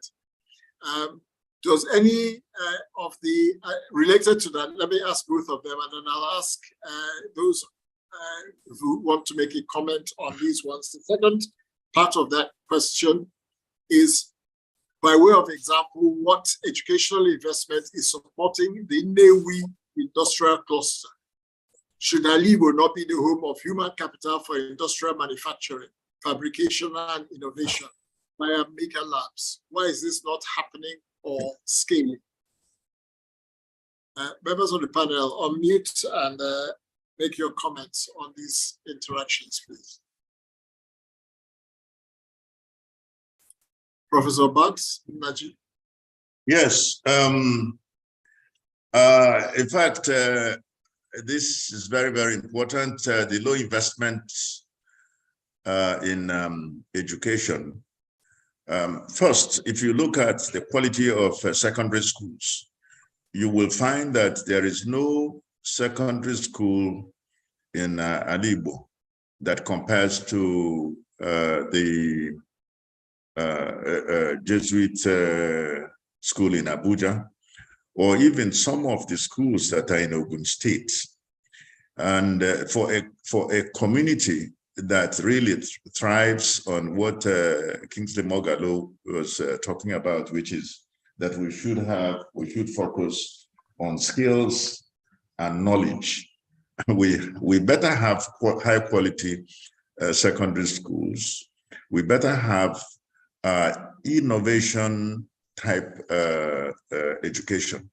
And so, it used to be that City and Guilds was a way for our people to advance. The railway industry in Nigeria was populated by people who had City and Guilds certification, and now they no longer have them. Railway, the PNT, and so on. Okay, so those are no longer there. But how can we now have people that are coming from Togo and Benin Republic be the ones that are coming into Nigeria now to do our electrical works, plumbing, POP, etc. These are things really we have to think about, because if we're talking about getting young people off the streets and giving them employment, it's not just merely just the university education. It's not merely just, I mean, there are skills. We've got to be able to focus on skills. So I think that we focusing on quality educational systems for those who will go through the formal education, as well as for those who will go through the non-vocational type educational system will be important. Absolutely. Thank you very much, Prof. Absolutely. Innocent actually has launched his schools. He's now getting a third branch of his practical skills because he needs to bring up skilled workers to work in his business. Allo Aluminium in Enugu invests heavily in education. There's they'll have to forgive me, I can't remember for my life or my name. One of the companies that produces herbal medicines as approved by NAFDAC in Aba runs a training school for lots of young people, both for its salespeople, but more importantly, as it looks to bring on more chemists and more people to be able to expand its processes. Very often the clothes I wear are by Mr. Oji of Aba, who actually supplies his clothes and he trains youth, and he has a youth training center.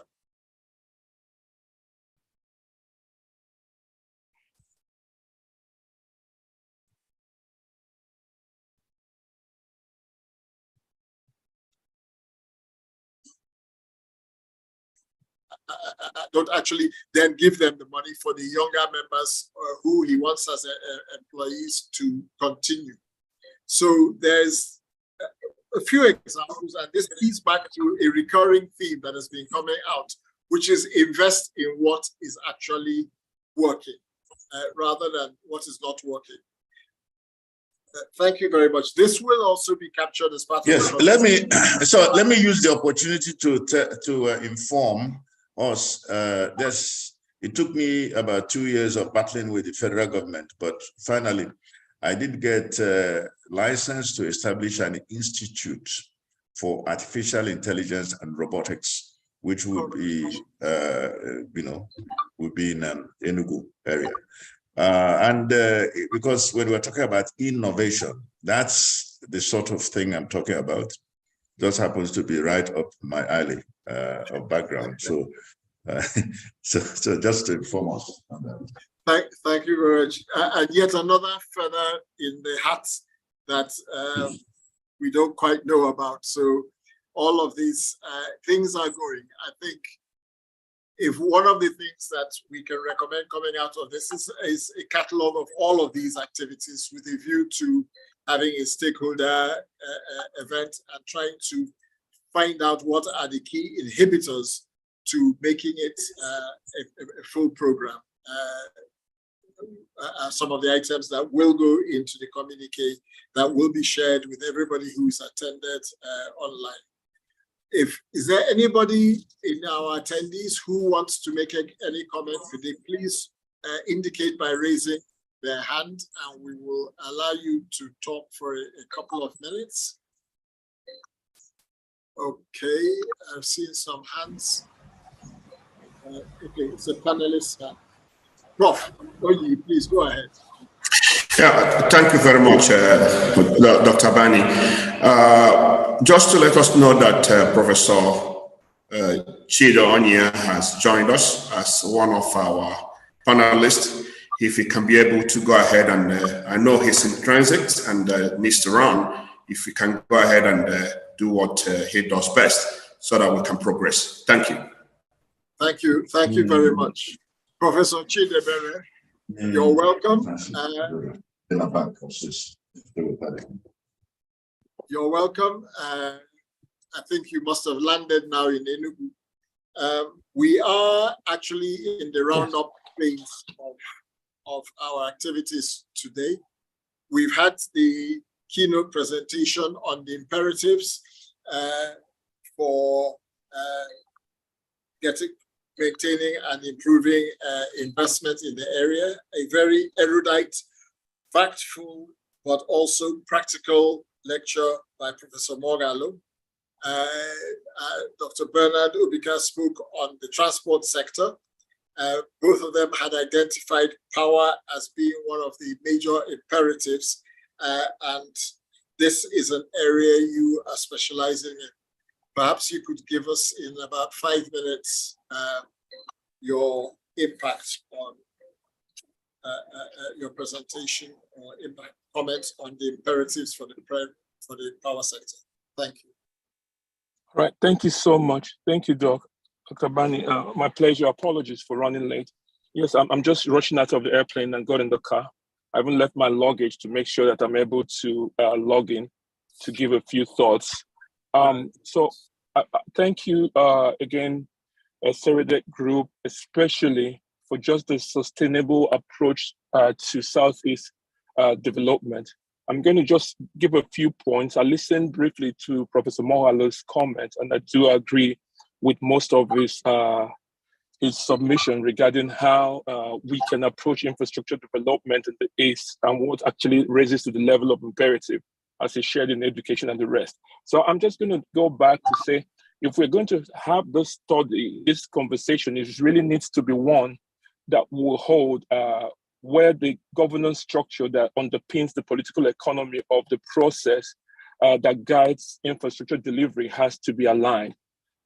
First, and I know that most people have spoken here, and this is really in a constructive way, that we need to have clearly the regional governance model where we can begin to look at ourselves beyond the silos. And that is not saying that the silo approach in terms of how the states are divided is not good, but we need to look at what each state brings in terms of value add to the overall regional development outlook. And this is not new, a new concept in Nigeria. Other regions have been able to do it and do it quite successfully.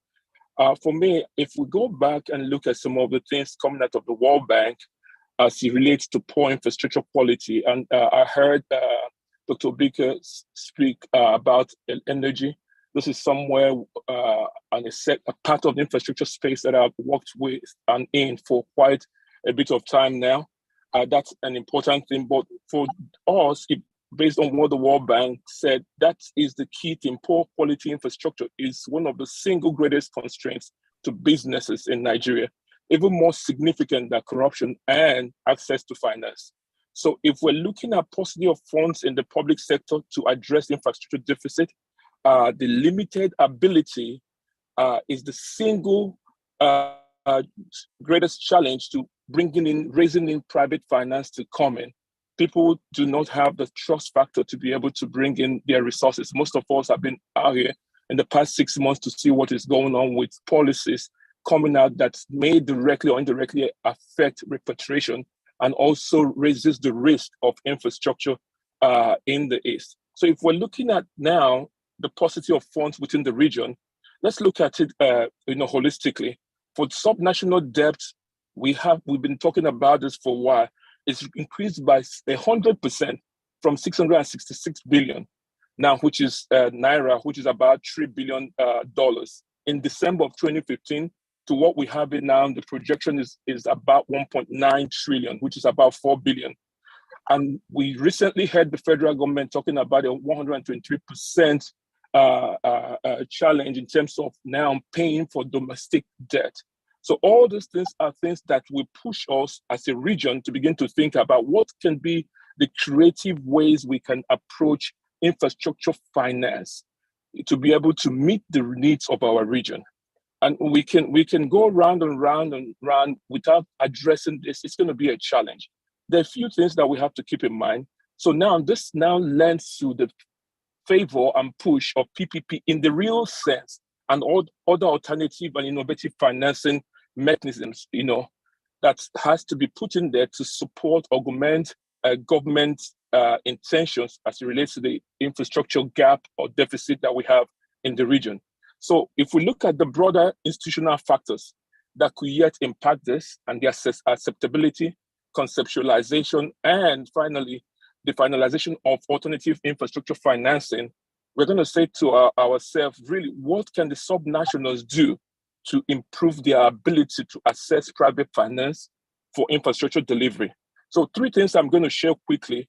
One of it is government is one of it. So improving the enabling environment for private sector investment in infrastructure is key. So I work in a space where we have been trying to support government agencies and the presidency to unravel the challenge around the solar IPPs that received PPA years ago, just because each of them now, based on the Azura model, is insisting on a sovereign guarantee or a guarantee of any sort. So government has not been able to create that enabling environment, regardless of what we publicize and we share during news conferences. The truth is, at the national level, this has been a key challenge. And then at the subnational, you can imagine the trickle-down effect. Progress has been made with PPP and investment laws in place in most Southeast states. I do acknowledge that, but more needs to be done. So project preparation funding, Doc and audience, it's a key issue. And we've dealt with that with some of the subnational states we've worked in, Kaduna being one, Oyo is the other one. I dare say that there's really no Southeast state that has been able to key into this particular level of infrastructure and technical advisory that we provide as UK NIAF for the infrastructure space at the subnational. None of them yet. Imo is the only state that was selected, and I speak specifically about the SAPZs, the special agro-processing zones that the AFDB is funding for the federal government with the designated subnational states. Only Imo State is amongst them, part of this region. Other states are at the point of assessing project preparation facility because of the work we have done in UK NIAF to provide technical assistance that these states would not necessarily have because they lack the capacity. And I'll talk about that later to be able to assess this. So one key thing that they can do if they don't have funds for project preparation facility is to be able to apportion some of the IGR to be dedicated to the capacity need to help them in structuring bankable projects.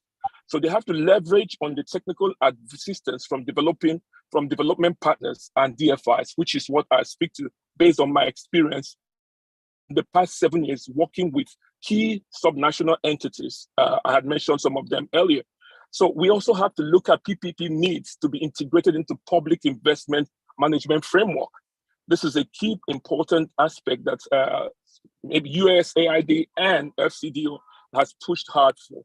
Another thing that we have to do is develop in-house capacity to progress projects. What we did was to try to provide climate finance capacity support for the Federal Ministry of Finance, Budget and National Planning. We also did the same thing with CADIPA. There's no subnational entity in the Southeast that we can point to and say that they have the in-house capacity to progress projects in a meaningful way. I'm not talking about ones that are not for the ones that can give investors comfort to be able to bring private finance into the space. Now, one thing I need to also keep in mind, I know I have 5 minutes, I'm going fast. I've talked about the first one of these 3 imperatives related to infrastructure investment in the Southeast. One is government. The second one, and under government, I'm talking about security, providing the right security for the necessary investors, potential investors, to feel free to come into the region and invest their money. So insecurity continues to be a major issue, especially with the last political economy analysis we just did and submitted FCDO. Insecurity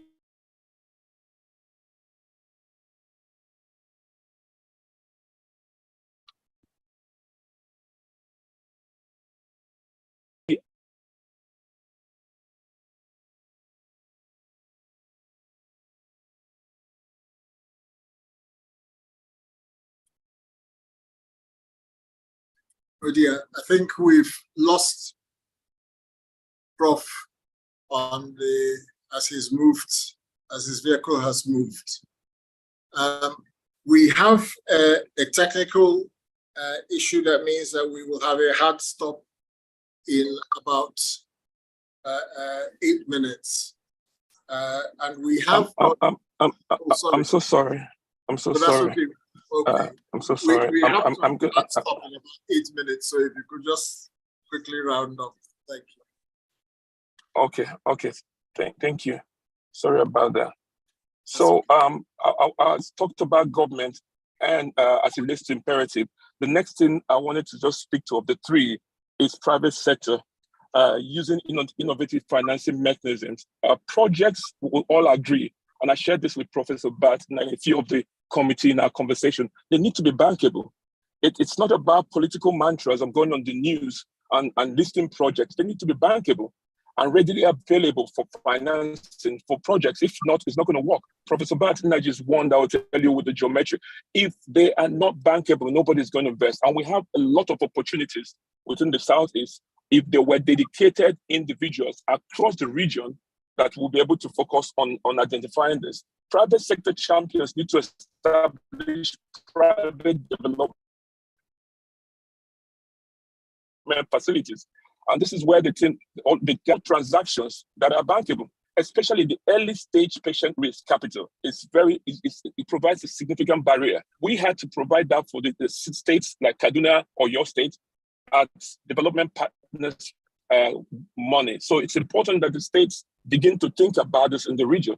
And there's one key thing that is critical that the world is changing towards. I don't hear a lot of it in the Southeast. This is about transition to low carbon economy. This is critical. Over 100 billion annually has been committed to this. And most of us that attended COP27, we can see some of the finances that have been pledged that can help Nigeria based on Nigeria's submission to the energy transition plan. And also our target to the reverse nationally determined contribution. You can see regional implications for this if there's a clear alignment in terms of the policies that come out from the subnationals, the Southeast governors, if they could come together. I'm not talking about climate, environmental funds. No, I'm talking about real climate-friendly infrastructure projects that are bankable, that can help us leverage on this available climate funds. So this is important that we begin to think about it as a region. Government needs to mainstream climate into projects. We spent a lot of time creating climate data banks for projects at the national, especially for the key infrastructure heavy ministries. The Southeast regional government and regional entities can actually begin to think about this in a meaningful way, especially as we are beginning to transition into new governments. And these projects have to be climate resilient. They also have to meet the technical and transitional structure of projects seeking funding. And finally, the significant gap in technical and professional capacity in public and domestic private sector to conceptualize and deliver private sector infrastructure needs to be urgently addressed. And this is where I'm hoping that SERADEC, think tanks like this are able to push the ideas of how do you build this capacity where there's a significant gap in an era that everybody is talking about net reduction in emission and financing available for infrastructure. And with the deficit of infrastructure, even with the power space, we can transition to where we have low emission power plants supporting our industries and clusters in the Southeast. If we can be intentional about it, if the governors can be really serious and not be disingenuous to the extent that there's a lot of speaking on things that will improve infrastructure, but really no real effort is put behind it. For instance, if there were clear agreement, we will have apportionment of the IGR to project preparation facilities that can sit there, and entities like SERADEC can provide technical capacity and others to help them begin to think about how to structure climate-friendly, bankable infrastructure that addresses some of the needs of the Southeast. I just tried to race through my commentary, focused on financing, on capacity, and on governance as a key driver. As long as the Southeast governors are playing lip service to this process, Doc and audience, we're going to continue to come back here and talk about it. But I'm glad that there's a process now in place where these things are shared to them at the initial phase of this new actors coming into play. So I'll stop now. And apologies that I'm late. I will be logged on. Thank you so much. God bless everyone. Thank you very much, Professor Onya. Thank you so much. Let me just take half a minute to say something about. Thank you for the effort to join us in spite of the vagaries of the airline industry. I would like to propose to Dr. Abani that after the election, we think of, if not as part of the next summit, but maybe earlier, to have Professor Onya, that SERADEC should organize something through SEES that will invite him to really educate the region on how they can leverage on this development partner funding, because I don't think they understand really the importance of it. I must say that P2B did a very good job when he was governor, because he used to just go into all these offices, both for the ones of federal government and the others. And it's going to be very important for us. So in summary, just thank you very much for your presentation and for all the presentations that these are very, very, very good. Mark, you've done a fantastic job in getting very high quality people to be here. Thank you. I think the credit reflects back on you, Prof. Yes, I agree. I agree. And I understand you may have to slip out. Yes, I must. Please. Yes. But please, we should go ahead and we should keep you in the loop on what happens. We have a number of questions. I know that so Chidebere Onya's talk has just provoked so many questions in people's minds, which is to be expected, is what he does, and that's exactly what we want. So I will continue. We had a number of questions that were in this. Dr. Bernard Obika had indicated an interest in answering one of these questions and maybe more. And while he's doing that, I suggest other panelists have a look at the 7 open questions in the Q&A. Dr. Obika. Thank you very much, Mark. It wasn't really to answer some of the questions because I can certainly pick up one of the questions, but I just wanted to just thank Chidi, Prof. Chidi Onya.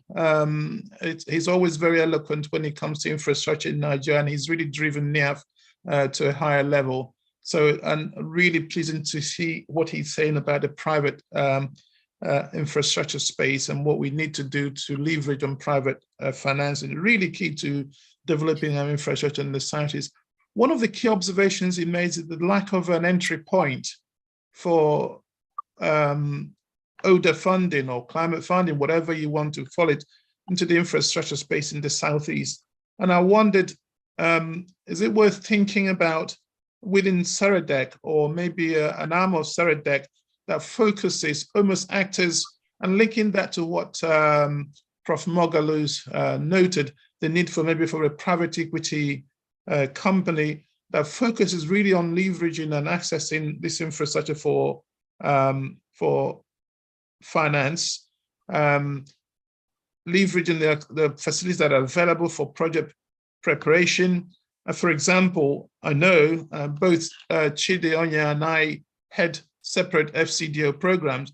I know one that is in the pipeline is £500 million, £500 million, I repeat, £500 million of essentially project preparatory facility that is to be focused on a dozen countries in low-income countries.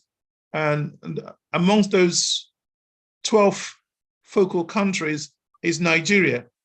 So that's £500 million of money that is available there to support infrastructure that we could leverage on. It's called Bridges in Support Infrastructure Project.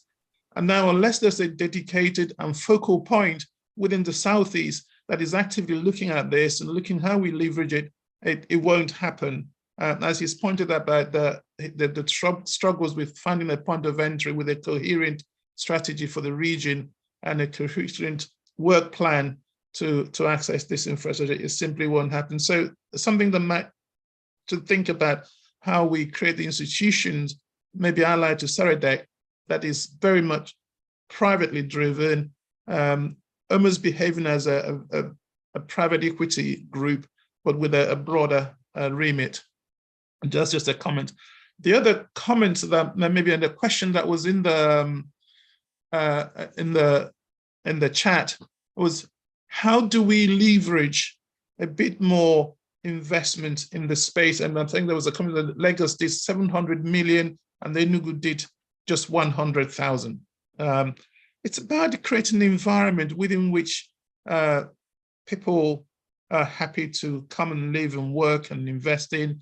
You need to have the youth discussions that there was a very well, the barriers associated with developing the youth that Dr. Eze really highlighted. So it's a broader question. You know, we need to create the enabling environment within the Southeast to attract the best to come and live and work in those environments. And that speaks to the, I hate to sort of mention Enyimba again, but it's the sort of that hub that we need to develop. And we need to have each of this, again, having the governors work jointly to understand that together, hunting together and creating these necessary hubs to attract the investment, hunting together, they're more likely to win, more likely to have the sufficient scale to attract the investment and think, and how we build that, again, is there a specific role for SEREDEC in that context? I'll leave that with you. Thank you. That's very thought-provoking. I like the way the question says, what would you say needs to be done to wake them up? I think we need to step out of this culture of blame. Who is going to bail the cat? And we start to bail the cat. And this is what SEES and SEREDEC have been trying to do with the Southeast Governors Forum over the last 7 years. I was a moderator at the Nigerian Economic Summit Group, 28th one, earlier this month. And it's remarkable how they too had the same sense of frustration, that they've been singing the same song, talking to people about the same issues for 28 years. And in fact, one of the doyens of Saradec and the SEES, Pascal Dozier, his speech could have gone down well in any parts of the country.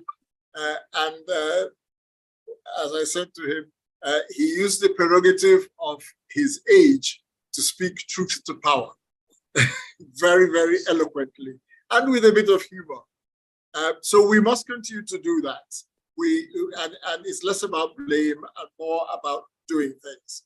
And that's one of the reasons why the ease of doing business has underpinned and underlaid a lot of what we are doing all of the time. Because road transport network, for instance, would make it more difficult for illegal roadblocks to be mounted. It would start to create that avenue for easy transport.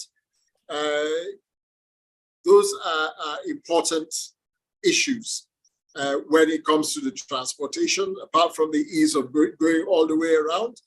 Prof. Oni has just given examples of how money that's on the table for solar investments are just not happening because nobody trusts what is happening again. And that trust deficit, reputations are difficult to build and very easy to lose.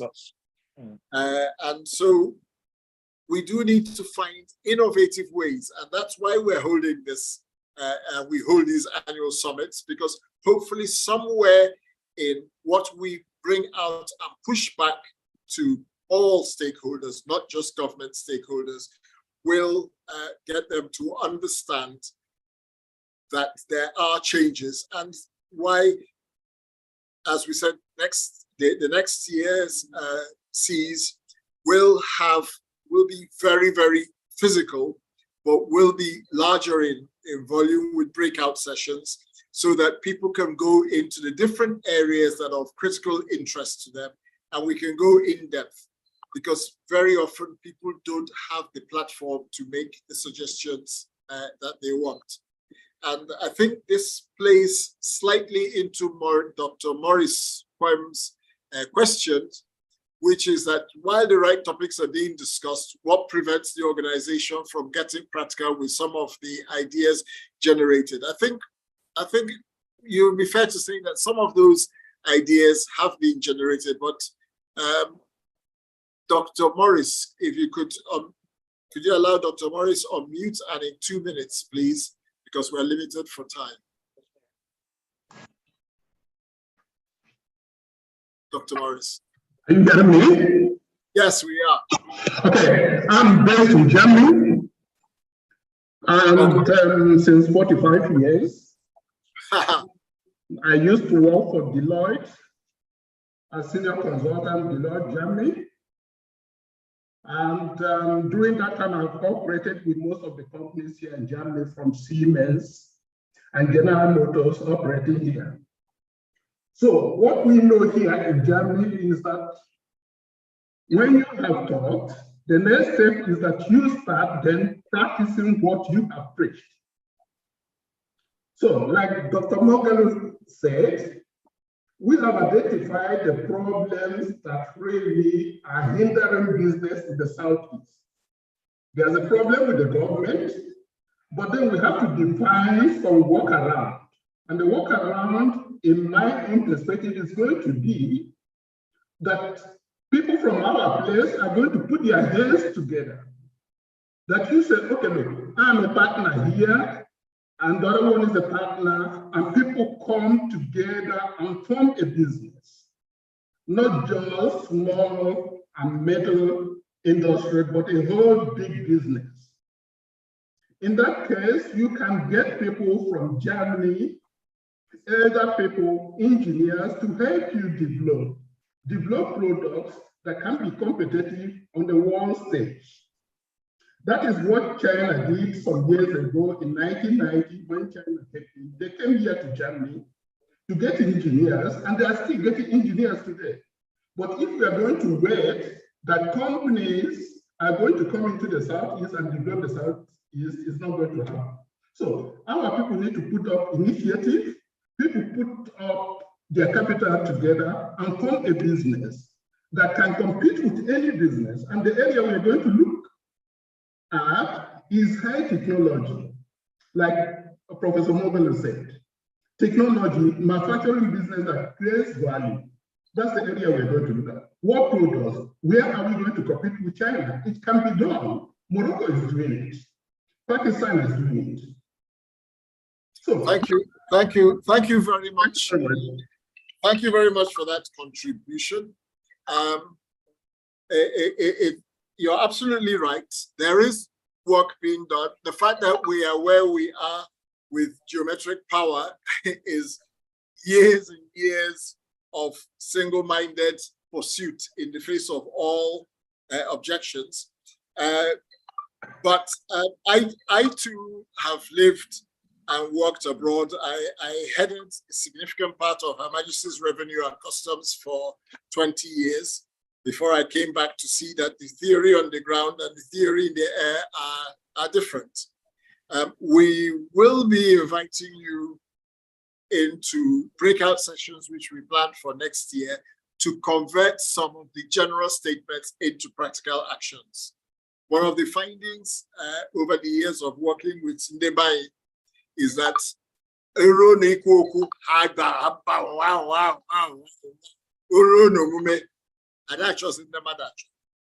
so we will definitely be circling back to you as a resource that we can see how we can take this forward. Thank you very much for that. Casey Kelechi Ugu, your hand is up, please.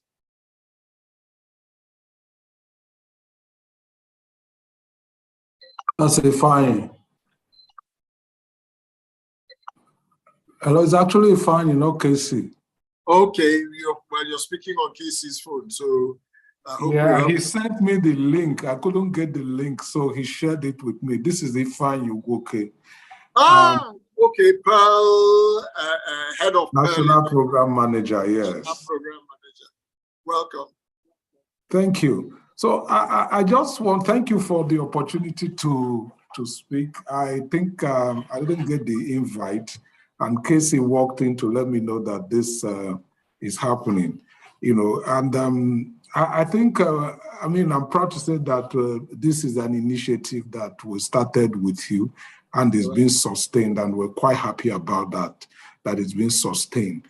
But just to weigh in on a couple of issues, the experts have spoken about infrastructure, health, education. I would focus on the issue of governance and the response of the Southeast governors to some of these issues. So Professor Chidi had actually highlighted some of the key issues, but I think we will need to leverage on the political transition to see how we get a commitment on new governors. So we have new governors in Enugu and Ebonyi and Abia. So we will need to see how we develop a plan to leverage on that. I know these things are two-track. There's the role of government, which is huge and significant to creating the enabling environment. But of course, there's also the role of the experts in the room helping to put together all of these projects and make them bankable. So for me, quickly, is about how we leverage political economy, transition that is going to occur in three states of the Southeast, and agree how important it is for government of the Southeast to focus on creating the enabling environment for all of these things to thrive. Because without creating the enabling environment for all of these things to thrive, none of this will work. There will basically be theories, you know, and government, state government has significant role to play in all of them. Mark, you know that Southeastern states have low intake, low uptake of development partners TA where is available nationally. And most development partners focus on certain areas of the country, but even when it is available nationally, most Southeast governments do not leverage on that. And that's another thing that we need to work on how best to get the Southeast governors to start to leverage some of these things. For instance, SEES7 is going to close down and SEBA would come on stream. How prepared are the Southeast to leverage on that? And that one is focused around ease of doing business. So let me stop and congratulate you again and Prof for sustaining this momentum. Thank you very much. Thank you very much, Ifai. It's good to at least see that it's continued. Agree with you completely about political transition. When we were getting support from Pearl, we did try and get the Southeast Governors Forum at that time to prepare materials. This materials and the communique, along with additional high-level briefing materials, will be prepared so that they can be shared with all the incoming governors, both through the Southeast Governors Forum, but also directly on one-to-one basis with each of them, so that we start to drive that message. So you're absolutely right, that needs to be done. On the exploitation of donor-led grants, the mixture is, you're absolutely right, generally very poor.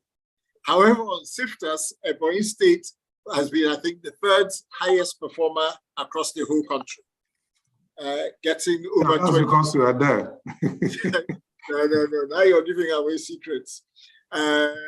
We've tried to engage with 2 other states, but as you're saying, they won't engage in what is free money. I'm talking of the fact that over the last 3 years, Ebonyi State has had close to 20, if not more than 20 million US dollar grants pushed into its economy from the SIFTAS program. And again, for Ebonyi, they are already getting ready for SABA. We are pushing, as a member of the World Bank team doing some of this stuff, I am pushing other states to try and do it. But again, these, as you correctly established, are things we need to be part of that transition, especially for new governors coming in. And when I say new governors coming in, I include Anambra State. Yes. Because although he's been there for some time, we haven't had this one-on-one engagement that is required to make them understand fully the depth, range of what is available. So excellent points. We will be taking them on board, and they will feature in the final communique, which of course will be shared to all of you. And we are still available, Dr. Mark. I mean, even if we do not support as Pearl, we can still mobilize most of us to be around.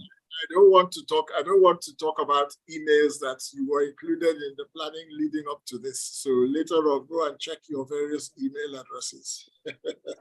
All right, I'll do.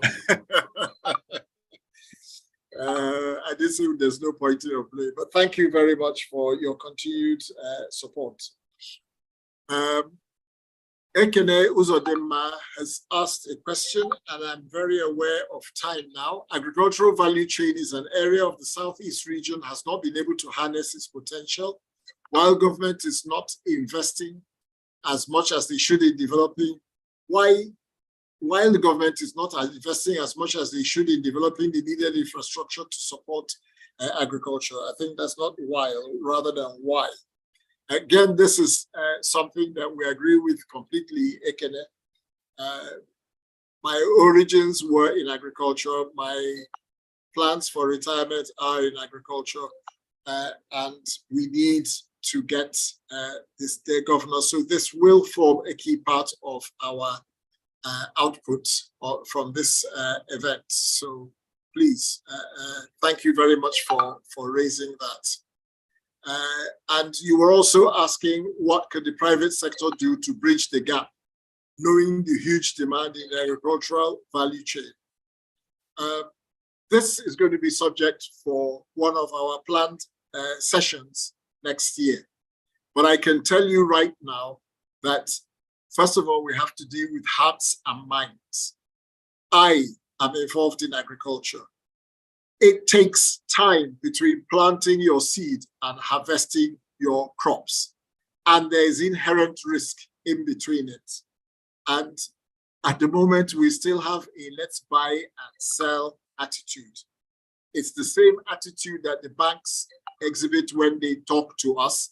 They are interested in giving you 30 days, 60-day line of credit. That's fine for somebody who is buying and selling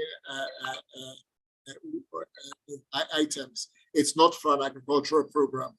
And this goes back wider. But thank you very much for raising these. These will be dealt with as part of our future engagement. So they're very important.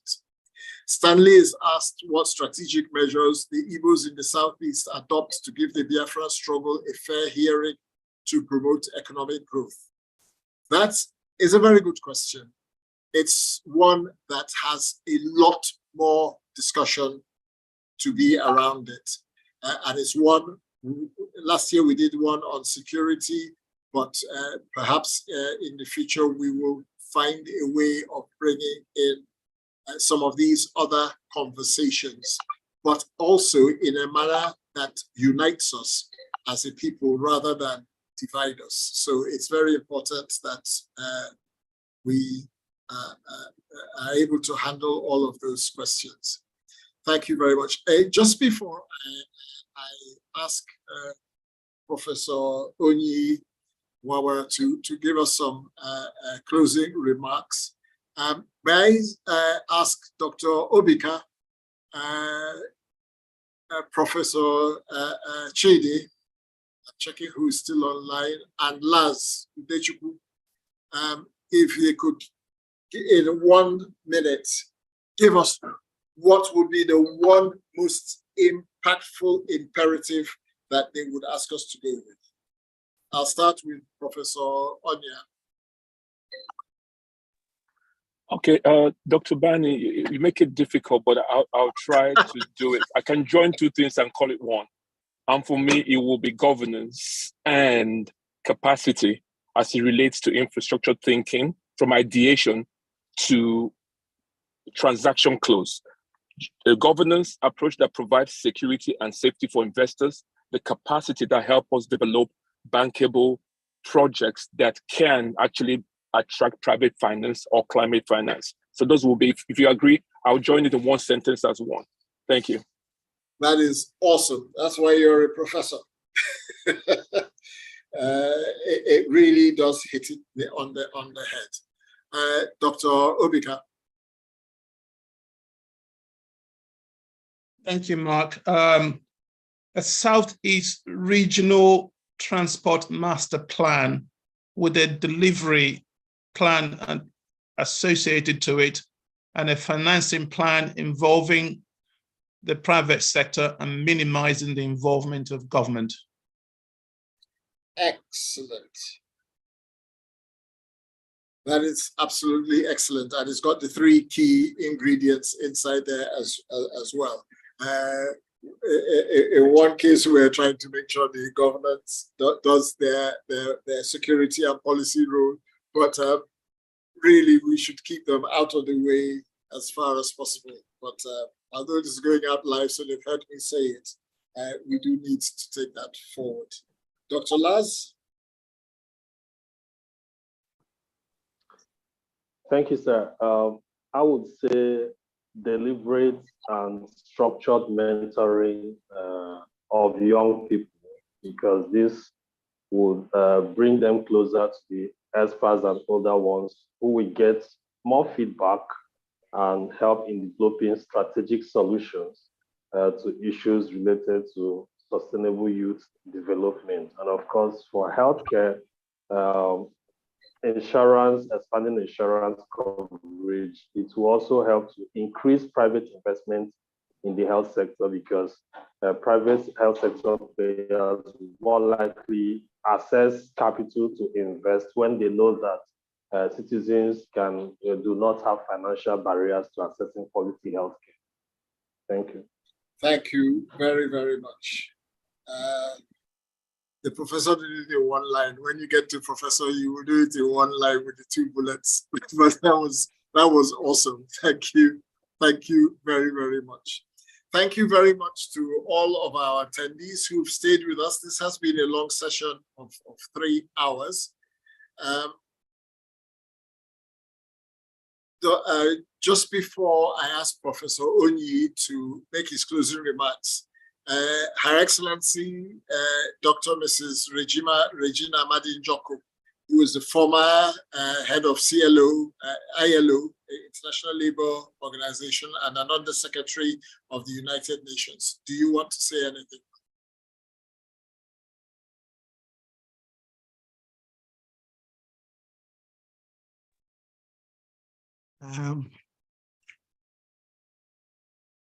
Good afternoon, wherever you are, and then it's good morning.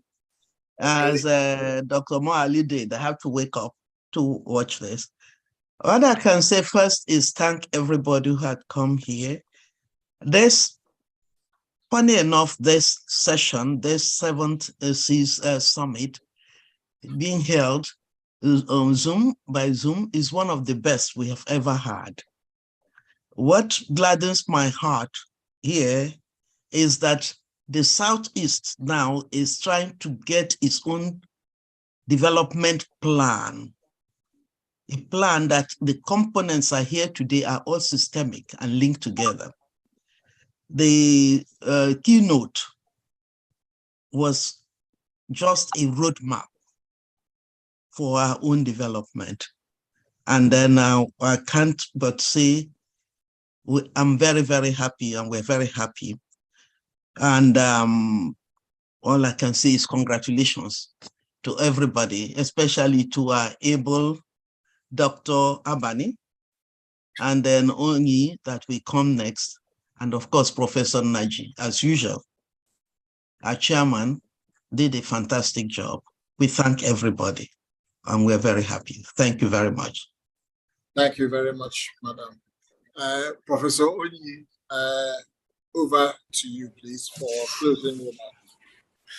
Okay, thank you, Dr. Bani, and let me once again thank all our panelists, those people that have joined us virtually, wherever place they are across the globe.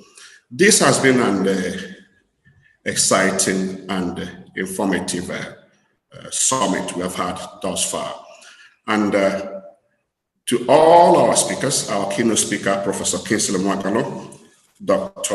Obika, Dr. Lars Ude, and Professor Onyia, regardless of the challenges that we see or experience at the present time, the Southeast region and the Southeast Governors Forum, especially SEES7, we are committed in making sure that we bring the needed governance and economic development to the region, and by extension, the Nigeria in its entirety.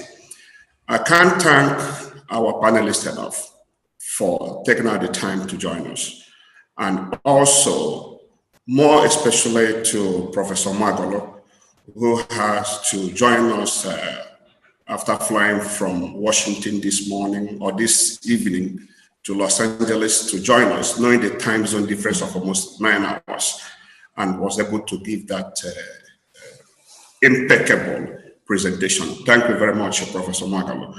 All I have to say in summary is this: Southeast Region Economic Development Commission, SEES, is dedicated in making sure that the economic development needed in the region is here to stay, and we do whatever thing within our power to make it happen. All the members that have participated in this session, I thank each and every one of us very well. I can't thank Dr. Bani enough for all the effort he has put in to make sure we have a very successful summit. And in conclusion, I say thank you to everyone, and look forward to us having this next year at a more robust and insightful arena. Hopefully, the economic blueprint or roadmap that SEREDEC in partnership with the Brain House of South Africa has developed about 4 or 5 years ago can be to some degree implemented by the Southeast government. And I'm hoping that as time progresses, that our effort and our commitment to the Southeast will yield noticeable results. Again, thank you very much, everyone, for joining us. And on behalf of the South of SEREDEC and Southeast Governors Forum, I thank each and every one of us for joining us and wish us a very happy holidays. Thank you and God bless. Thank you very much, Prof. And thank you, everybody, especially our behind the scenes, Israel Unya, who has done all of the IT and the graphics that you have seen for us to be able to have a session. The materials will be shared to the emails of everybody who has registered, along with the copy of the final communique. Please feel free to engage with us at info@seredec.com.ng. Is that right, Unya? It's on the invitation that you received to come for this meeting, and we will always take on board everything. Wish you a happy Christmas, a new year, and a series of very interesting sessions going on through 2023. God bless everybody. Goodbye. Thank you very much. All the best.